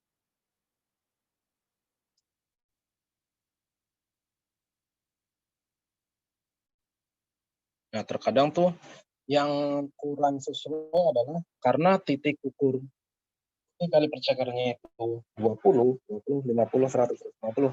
Maka saya pada saat menekan, saya posisikan sampai dapat 20 misalnya gitu. Nah, itu padahal salah gitu. Itu padahal salah.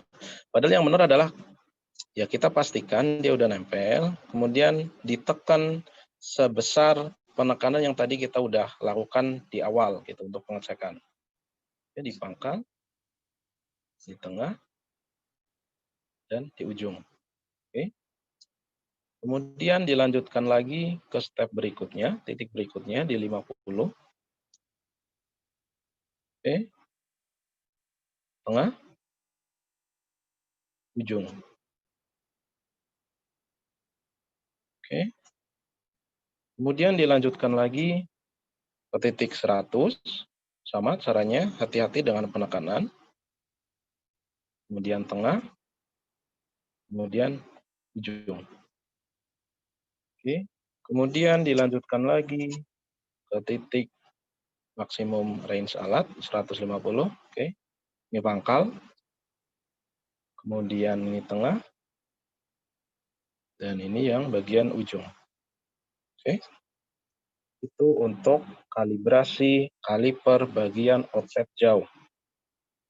Offset jauhnya seperti itu.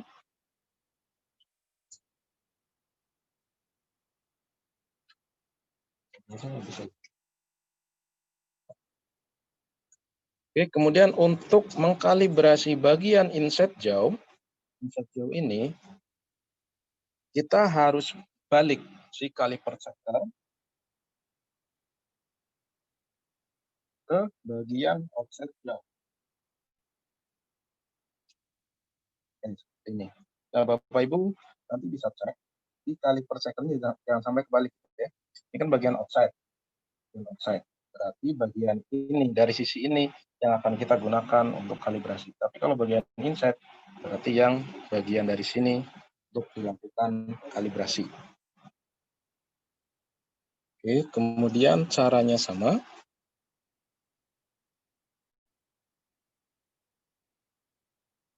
Pastikan kondisi measuring range itu bersih.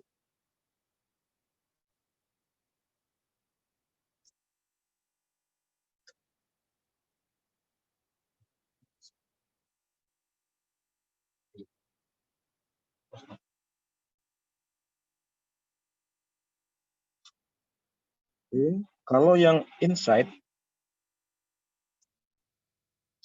itu sedikit lebih lama. Kenapa? Karena kita harus memastikan kondisinya benar, posisi dari inside jamnya.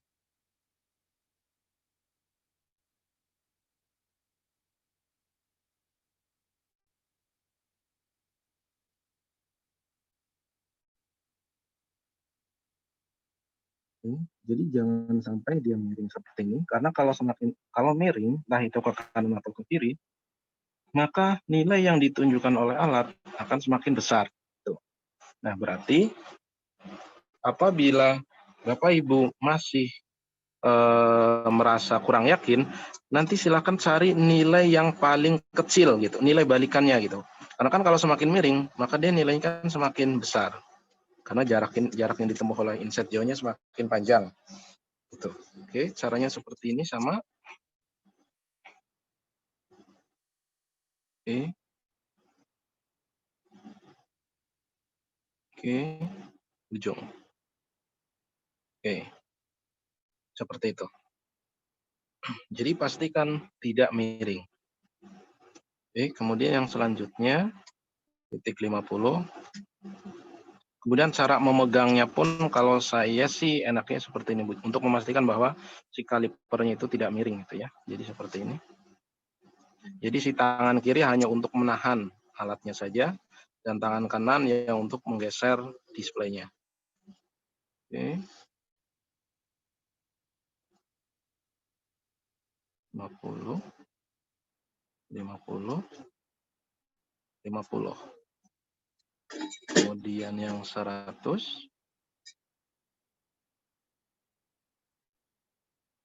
Oke, 100, 100, 100. Kemudian yang 150. Oke, 99, 950, ujung 150. Oke, baik, Bapak Ibu. Cara pengambilan data untuk kalibrasi kaliper menggunakan kaliper checker seperti itu. Jadi lebih mudah, simple, dan lebih cepat kalau kita mengkalibrasi kaliper menggunakan kaliper checker. Memang. Oke, setelah selesai melakukan kalibrasi, jangan lupa dicatat suhu akhirnya, suhu akhir ruangan kalibrasi. Kemudian nanti kita akan coba trial cara evaluasi hasil kalibrasinya.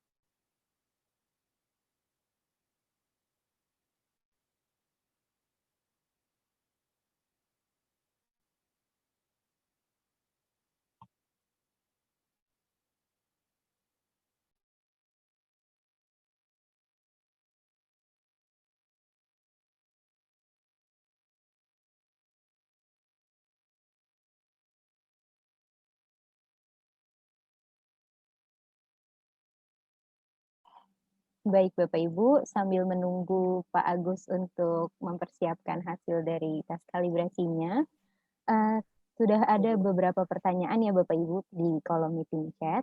Akan saya bacakan setelah Bapak Agus selesai melaksanakan live demo ini semua. Mohon dapat ditunggu ya Bapak Ibu. Terima kasih.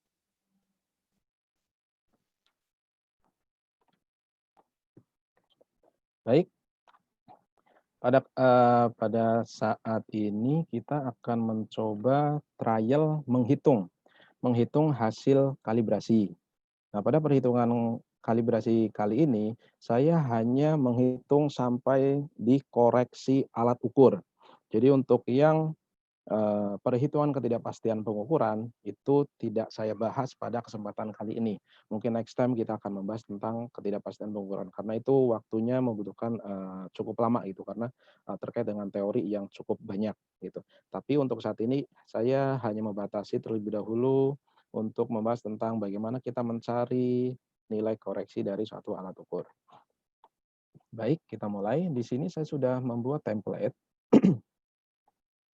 Saya sudah membuat template untuk menghitung hasil kalibrasi, di mana suhu awal kita ambil 20,4 dan suhu akhirnya 20,55.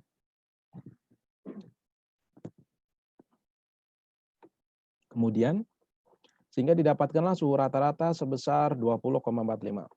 Ini suhu biasa ya Bu, Bapak Ibu, ini perhitungan biasa. Rata-rata dari suhu awal dan suhu akhir. Nah, yang perlu kita perhatikan adalah pada saat menghitung hasil kalibrasi kaliper, jangan lupa untuk menghitung juga atau memasukkan komponen dari suhu kalibrasi master pada saat dikalibrasi. Nah, komponen yang saya kasih warna kuning, ini kita dapatkan di sertifikat kalibrasi kaliper checker. di sertifikat kalibrasi kaliper checker. Atau misalnya Bapak Ibu menggunakan gauge block gitu, kita anggap kita sedang verifikasi gitu ya. Bapak Ibu silakan gunakan informasi yang ada di sertifikat kalibrasi gauge block. Pasti ada di halaman pertama biasanya. Itu suhunya berapa, nah itu yang kita masukkan di sini. Nah, suhu kalibrasi master ini maksudnya adalah si kaliper checker ini dikalibrasi pada suhu berapa sih gitu. Karena sebelumnya kaliper checker saya dikalibrasi ke BBLM Bandung. Berarti di Bandung dulu, di BBLM dulu pada saat dikalibrasi pada suhu 20,3. Nah, nilai ini yang harus kita tampilkan juga untuk mendapatkan beberapa perhitungan lanjutan. Kemudian kita juga menghitung perbedaan suhu antara suhu master dengan rata-rata kalibrasi atau yang kita sebut sebagai delta T. Kemudian nilai theta juga kita hitung dari suhu 20 dikurangin dengan suhu rata-rata hasil kalibrasi. Oke, kemudian yang tidak kalah penting juga itu adalah koefisien muai bahan. Koefisien muai bahan di sini kita ambil sebesar 11,5 pangkat minus 6 per derajat Celcius. Nah, ini nanti fungsinya untuk menghitung perbedaan nilai terhadap perbedaan suhu. Gitu. Oke, kita mulai. Untuk nama alatnya sendiri, itu jangan lupa kita harus cantumkan juga karena setiap alat ukur memiliki satu perhitungan sendiri.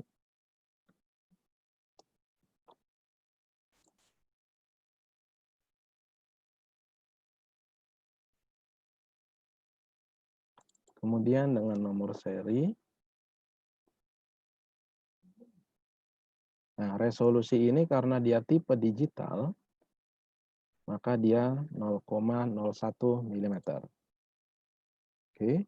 Kemudian saya sudah menyiapkan tabel perhitungan, di mana tabel ini berisi tentang titik ukur, kemudian data hasil kalibrasi, koreksi master, dan sampai koreksi alat ukur. Nah, nilai ini yang sudah kita ketahui di awal. Nah, ini yang kita input.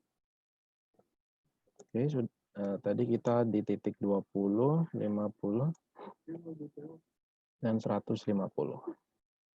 Kemudian hasil ukurnya tadi, hasil kalibrasinya 0. Kemudian rata-ratanya kita pakai average saja.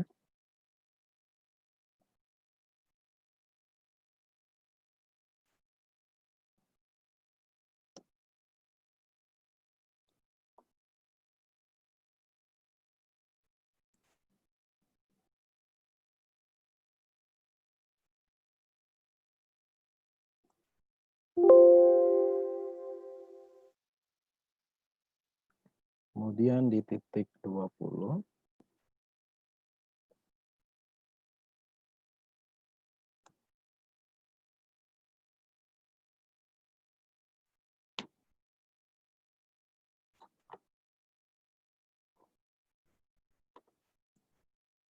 Kemudian di titik 50 untuk outside jauh.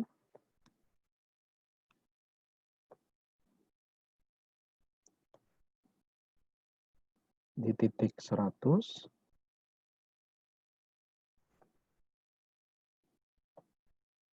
Kemudian di titik 150.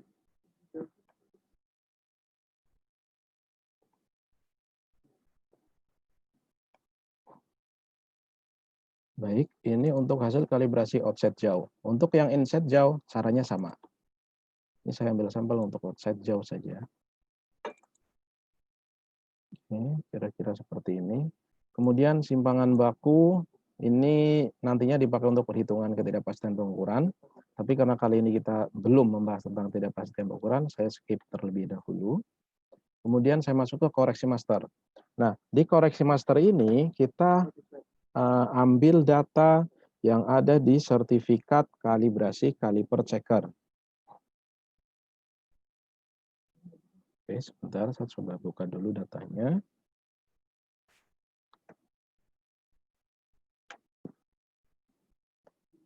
Di titik 20 dia 0,2 mikron.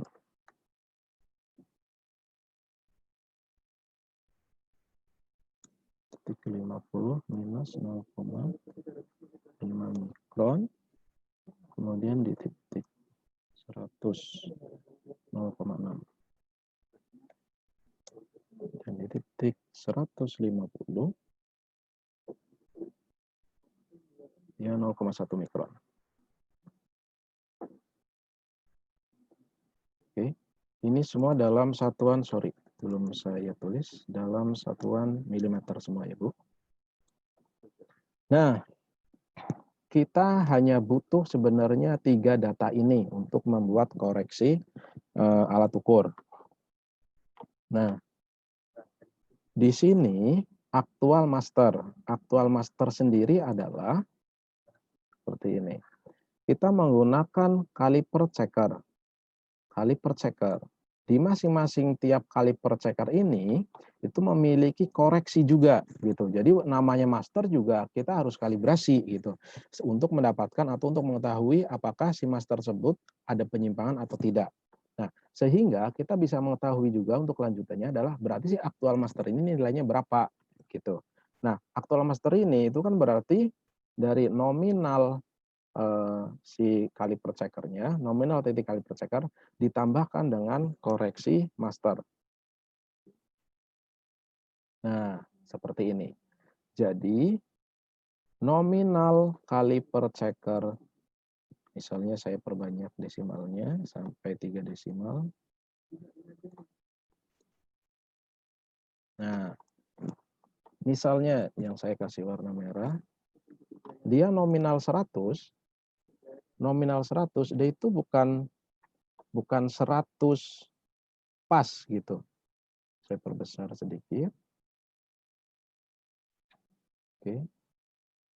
Jadi di nominal kaliper checker 100 ya walaupun namanya master, tapi dia itu memiliki koreksi juga loh gitu. Nah, koreksi sebesar berapa? Minus 0,6 mikron atau minus 0,0006 mm. Sehingga nilai sebenarnya dari nominal kaliper checker ukuran 100 dia itu 100,999 mm. Jadi bukan lagi 100,00 gitu.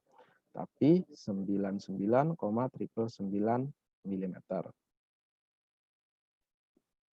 Oke. Kemudian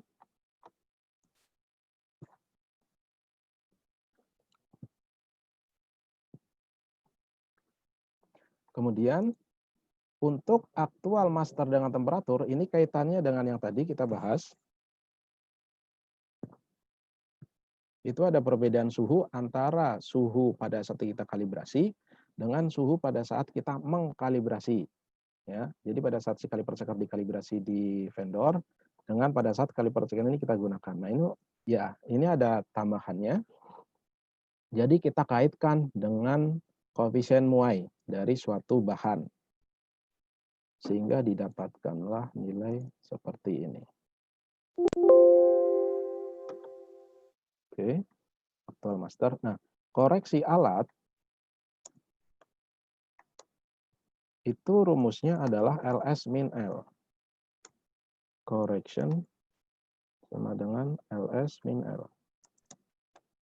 LS itu adalah aktual master.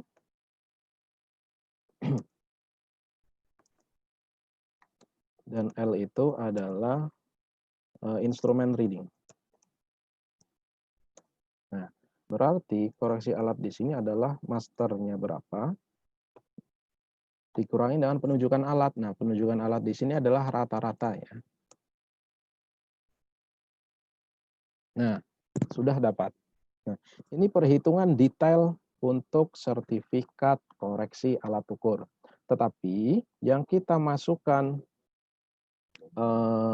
yang kita tampilkan di sertifikat kalibrasi itu bentuknya hanya instrumen reading atau penunjukan alat.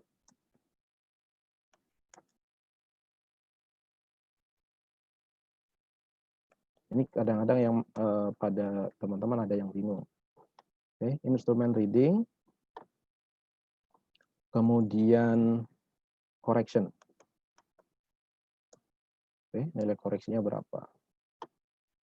Nah, Instrumen reading ini itu kita ambil dari rata-rata penunjukan yang tadi. Oke, seperti ini. Saya ini.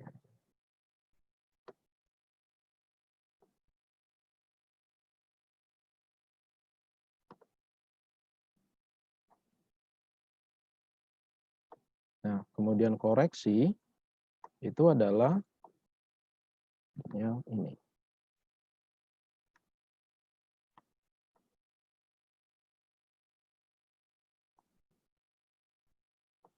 Nah, minimal ada 2 informasi seperti ini, yaitu penunjukan alat dan besarnya koreksi dari alat ukur.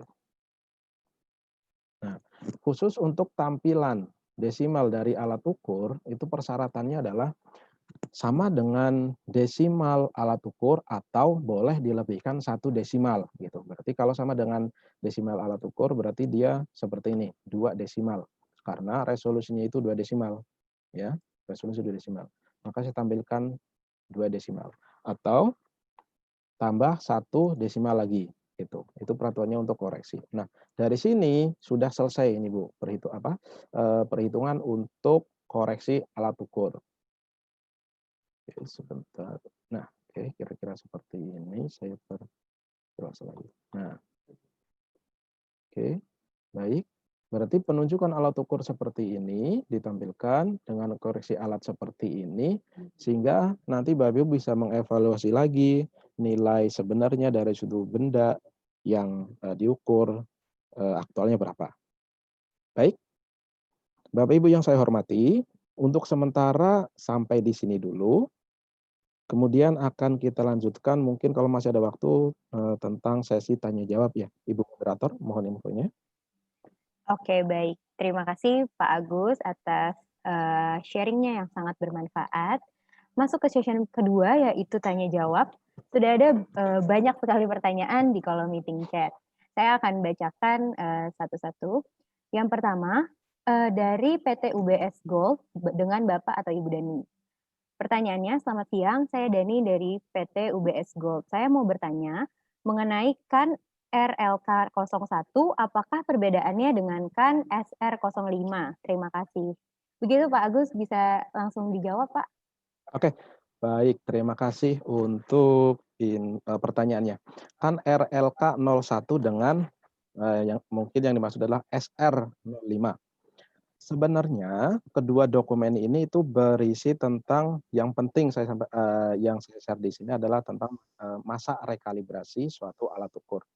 Untuk detail dari isi tentang rekalibrasi alat ukurnya, pas saya cek sih memang tidak ada perbedaan yang signifikan gitu. Misalnya gauge block yang reference masa rekalibrasinya di SR05 misalnya 3 tahun, ya di RLK05 juga masih 3 tahun. Begitu juga untuk yang gauge block gauge block yang working standard. Working standard di SR05 masih 1, di RLK05 juga masih 1 tahun sekali gitu. Jadi kalau dari segi masa rekalibrasinya itu tidak ada perbedaan yang cukup signifikan. Nah, update dari SR05 ke RLK01 ini itu lebih banyak di sub materi yang di atasnya lagi sih, misalnya tentang penanganan alat ukurnya, pengkondisian alat ukur, dan lain sebagainya. Kira-kira seperti itu, Pak. Terima kasih. Oke, baik. Terima kasih Pak Agus. Lanjut ke pertanyaan selanjutnya ada dari Ibu Nadinda Aisyah Kamila. Saya Nadinda dari PT Nankai Indonesia. Saya ingin bertanya, tadi dikatakan bahwa syarat untuk kalibrasi salah satunya adalah suhu, kelembapan, tekanan udara, dan getaran dalam suatu ruangan. Keadaan standar dari semua parameter itu berapa ya, Pak? Baik, untuk masing-masing persyaratan ini sebenarnya tergantung, kita lihat lagi, harus tergantung dari jenis lingkup. Misalnya untuk dimensi itu lebih dominan tentang suhu dan humidity gitu. Kenapa? Karena untuk suhu dia mempengaruhi tadi yang koefisien Moe tadi gitu untuk dimensi. Tapi kalau untuk torsi misalnya, torsi itu kan masuk lingkup torsi gitu ya. yang kita kalibrasi itu torque wrench. Nah, di torque wrench itu suhu tidak terlalu berpengaruh atau tidak harus 20 plus minus 1 gitu. Kalau spek di JIS-nya dia bisa sampai di 26 derajat Celcius seperti itu.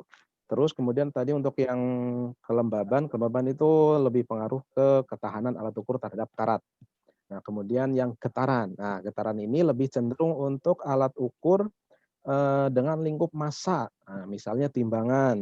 Nah, apalagi kalau yang analytical balance, makanya kalau Bapak Ibu perhatikan untuk kapasitas timbangan misalnya yang hanya sampai ratusan gram dengan resolusi sepersekian miligram, itu pasti dia memiliki tempat untuk menghalau laju angin dan juga dia ada dampak untuk meminimalisir terjadinya getaran. Gitu. Jadi per masing-masing persyaratan tadi itu dibedakan lagi sih tiap lingkup apa aja gitu. Terima kasih.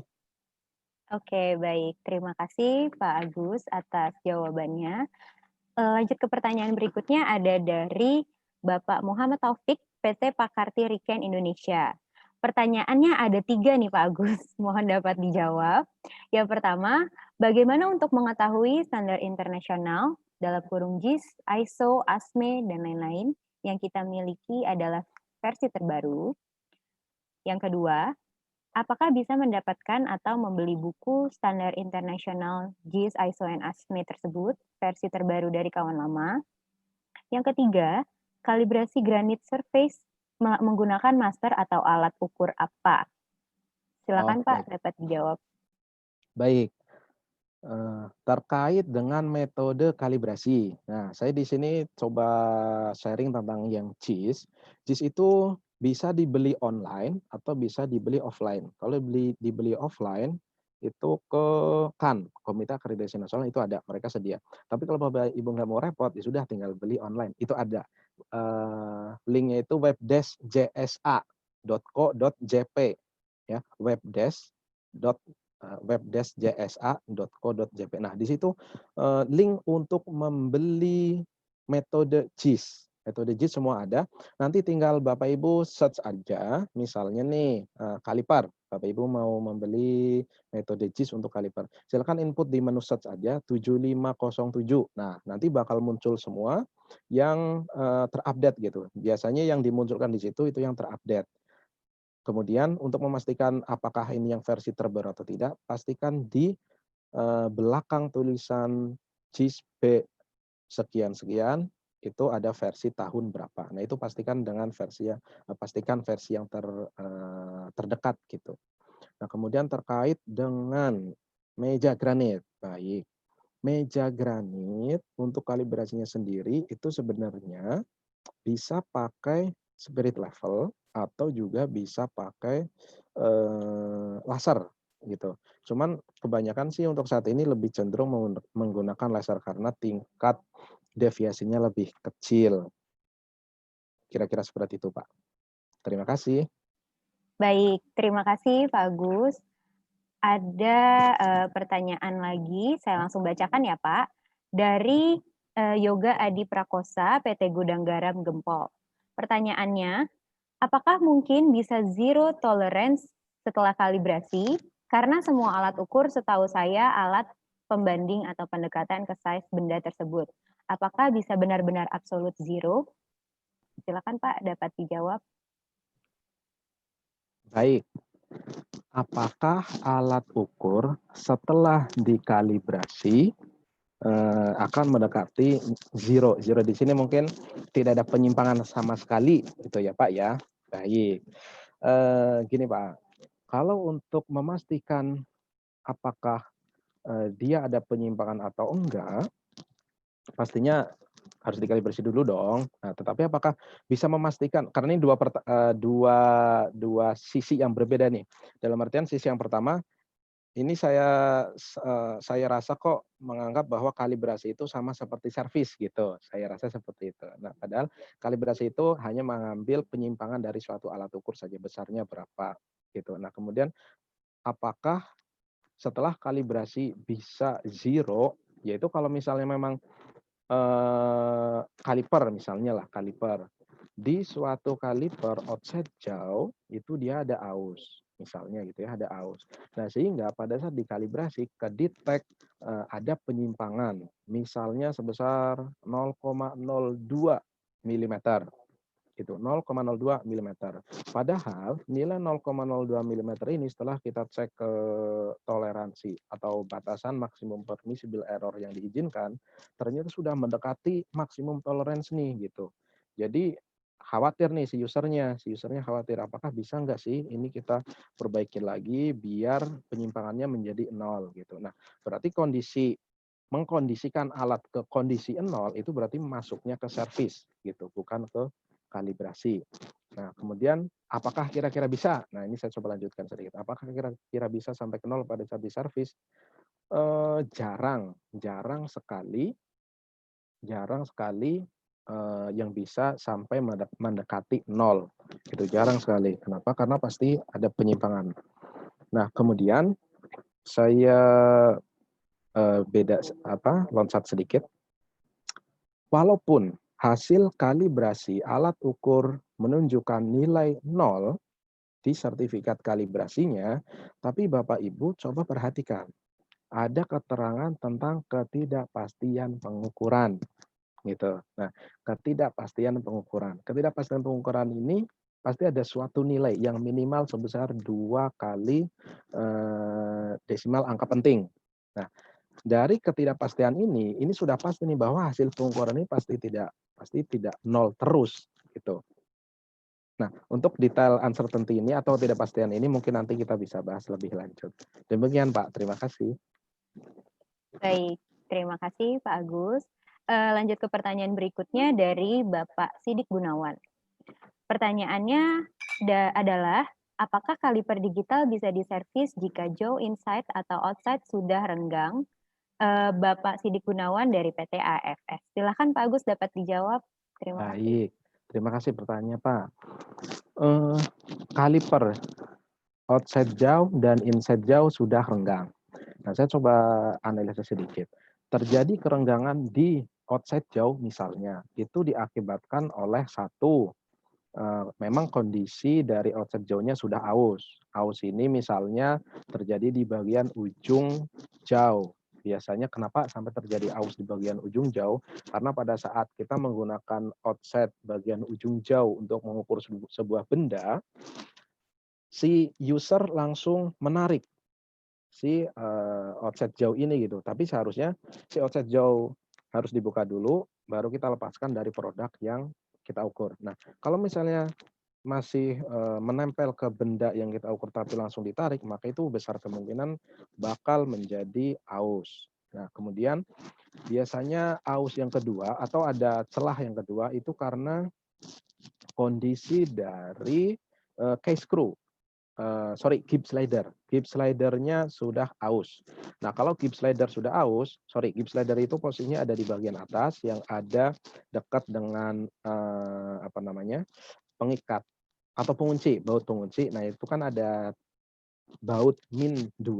Nah, itu sebenarnya posisi dari si Gibbs slider. Nah, kalau Gibbs slider ini sudah aus, maka nantinya akan mengakibatkan kondisi jauh, entah itu outside atau inside, bakalan renggang gitu. Nah, kalau misalnya Gibbs slider ini yang bermasalah, biasanya sih bentuk renggangnya itu dia khusus gitu.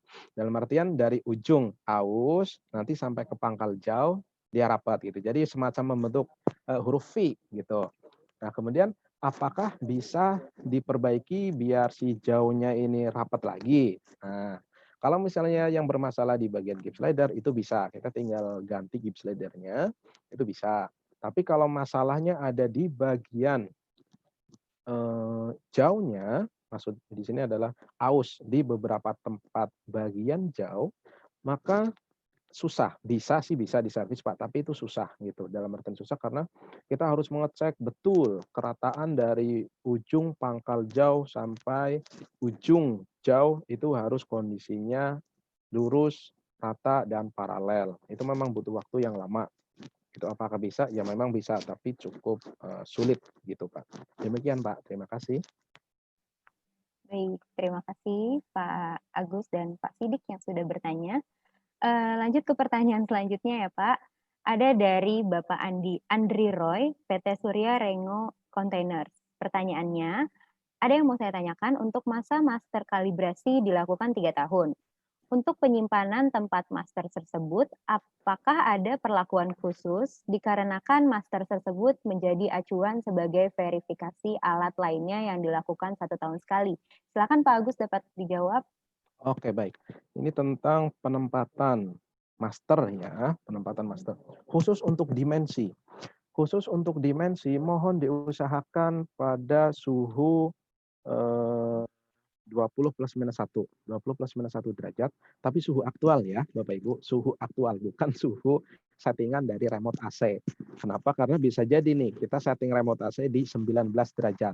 Tetapi pada saat kita cek kondisi ruangan sebenarnya itu dia bisa jadi lebih dari 21 gitu. Jadi pastikan gunakanlah termohigrometer untuk mengecek kondisi ruangan dari master yang disimpan.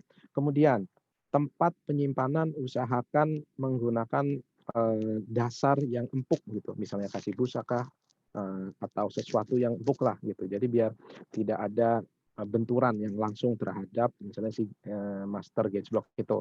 Tetapi kalau misalnya gauge block nih misalnya kok dia per set gitu, kalau per set itu kan ada boxnya ya, itu sih masih aman lah tanpa dilakukan tambahan alas gitu. Nah, kemudian yang kedua yang lebih penting adalah tentang kelembaban udara. Nah, kelembaban udara ini mohon untuk sangat dijaga di maksimum 65%. 65%, terutama untuk dimensi ya, terutama untuk dimensi. Kira-kira begitu Bapak Ibu. Terima kasih. Baik, terima kasih Pak Agus. Pertanyaan selanjutnya ada dari PT Koza Presisi Indonesia dengan Bapak atau Ibu Cita Nuringsih. Oke, pertanyaannya adalah perhitungan koreksi master dari mana ya? Silakan Pak, dapat langsung dijawab. Baik, perhitungan koreksi master. Saya coba mundur sedikit. Tadi kita sudah melihat bahwa master yang saya gunakan itu adalah kaliper checker, di mana kaliper checker ini sudah saya kalibrasi juga ke pihak eksternal, yaitu ke pihak BPLM Bandung. Nah, dari sertifikat yang dikeluarkan oleh BPLM itu, ya, untuk untuk kaliper checker itu yang nanti kita gunakan untuk mengoreksi titik nominal dari kaliper checker.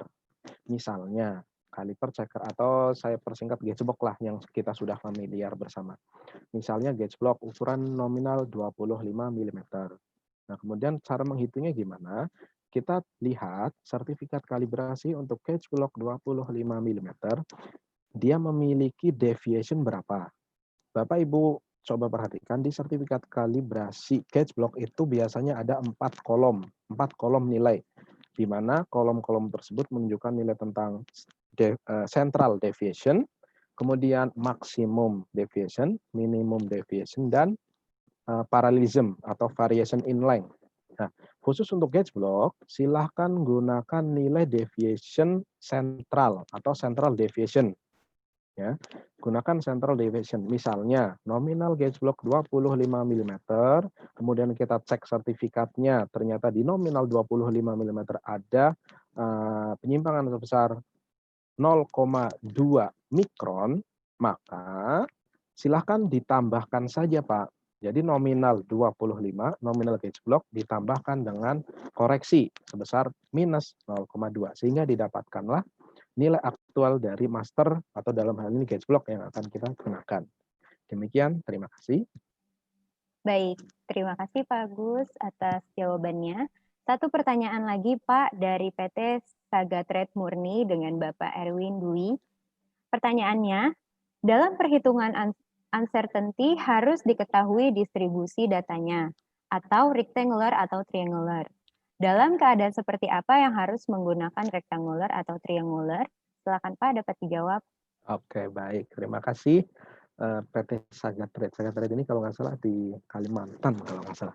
Baik, terima kasih. Walaupun untuk saat ini kita tidak membahas tentang ketidakpastian pengukuran, karena yang tadi ditanyakan itu terkait dengan komponen ketidakpastian pengukuran. Baik, kapan sih kita menggunakan tipe distribusi segi 4 atau segitiga atau normal seperti itu?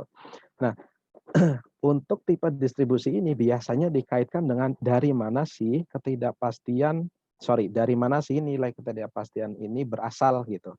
Misalnya untuk kaliper, kan kita memiliki komponen budget, ada repeatability, ada ketidakpastian dari master, kemudian selisih koefisien muai, kemudian selisih suhu unit under test dengan master, kemudian kesalahan geometrik, kesalahan mekanis, minimal 6 komponen yang mempengaruhi budget ketidakpastian pengukuran kaliper. Nah, kapan saya harus menggunakan tipe distribusi, tipe masing-masing tipe distribusi gitu ya. Nah, kalau misalnya tipe distribusi segitiga dan normal itu manakala nilai ketidakpastiannya itu berasal dari suatu perhitungan yang memang bisa dipertanggungjawabkan. Maksudnya adalah misalnya sertifikat kalibrasi master seperti itu. Nah, jadi untuk komponen budget ketidakpastian U95 master, U95 kaliper checker, maka tipe distribusinya saya gunakan normal. Misalnya seperti itu. Loh kenapa? Iya, karena saya ini valid loh ini datanya, valid loh ini dari sertifikat kalibrasi loh gitu. Tapi kalau untuk yang tipe segi 4, itu biasanya kita berdasarkan perhitungan sendiri. Misalnya kesalahan mekanis, komponen budget ketidakpastian untuk kesalahan mekanis berapa gitu kan. Misalnya kita anggap oh karena pada saat saya menekan si kaliper itu mempengaruhi nilai sebesar kurang lebih 1 resolusi alat. Nah, padahal misalnya untuk digital kaliper dia resolusi 0,01, padahal 0,01 ini bisa terbentuk dari 0,006 atau 0,009 gitu. Jadi ada pada saat kita jabarkan lebih panjang, ini 0,01 ini berasal dari banyak loh gitu. Nah, makanya untuk kesalahan mekanis, saya ulangin, untuk komponen ketidakpastian kesalahan mekanis kaliper, maka saya asumsikan misalnya sebesar setengah dari resolusi kaliper. Maka saya gunakan tipe distribusi segi 4. Kira-kira seperti itu, Pak. Baik, terima kasih. Oke, baik. Terima kasih Bapak Ibu yang sudah berpartisipasi dalam sesi tanya jawab. Karena keterbatasan waktu untuk pertanyaan yang Bapak Ibu belum terjawab, akan kami jawab lewat email. Sebelum sharing session ini ditutup, saya menanyakan kepada Pak Agus, apakah ada materi yang ingin ditambahkan lagi, Pak Agus? Apakah sudah? Untuk materi tentang pengukuran dan kalibrasi ini, silakan Bapak Ibu bisa membuka di YouTube kami, di link YouTube, di chat Zoom ya, sorry. Ya, jadi untuk materi yang pagi ini kita sampaikan itu ada di link YouTube yang sudah disampaikan di chat. Demikian. Terima kasih, Bu. Oke, baik. Terima kasih Pak Agus atas informasinya. Jangan lupa di-like dan subscribe ya Bapak Ibu link YouTube kami. Bisa dilihat Bapak Ibu di layar Zoom masing-masing. Ini adalah link YouTube kami.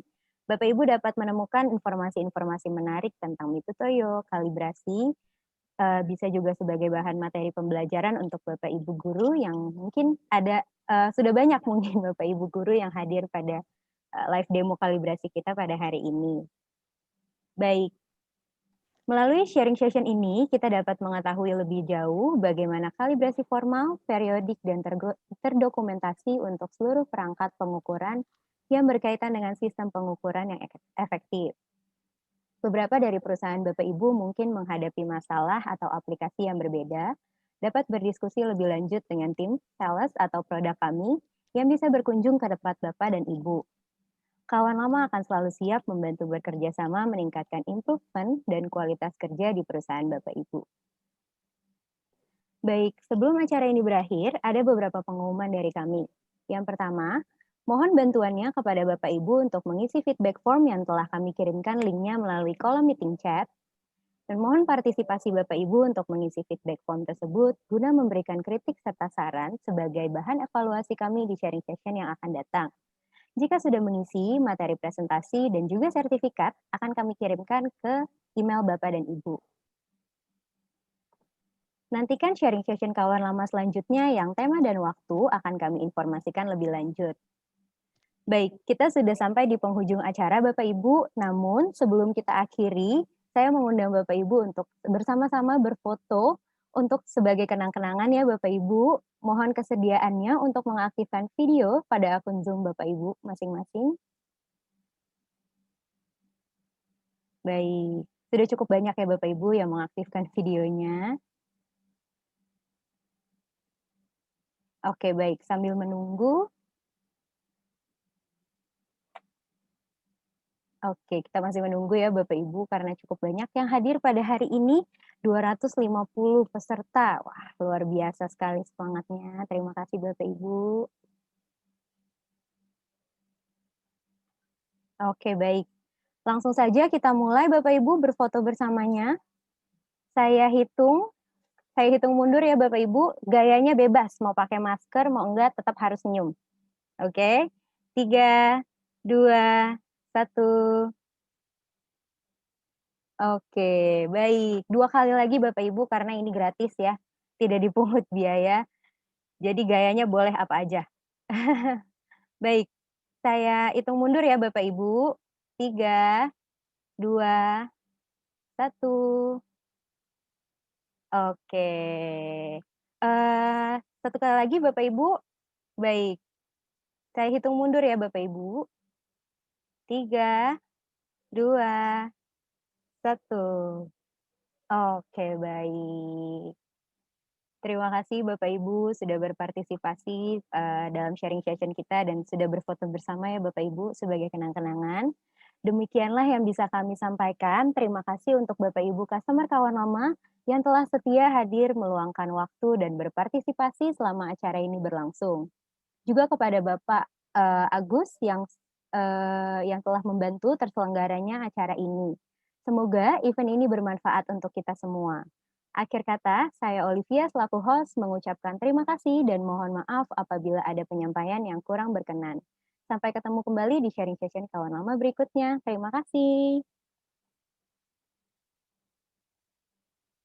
Terima kasih Bapak Ibu. Terima kasih. Terima kasih. Sampai jumpa di lain kesempatan. Terima kasih. Sama-sama. Terima kasih, semoga bermanfaat.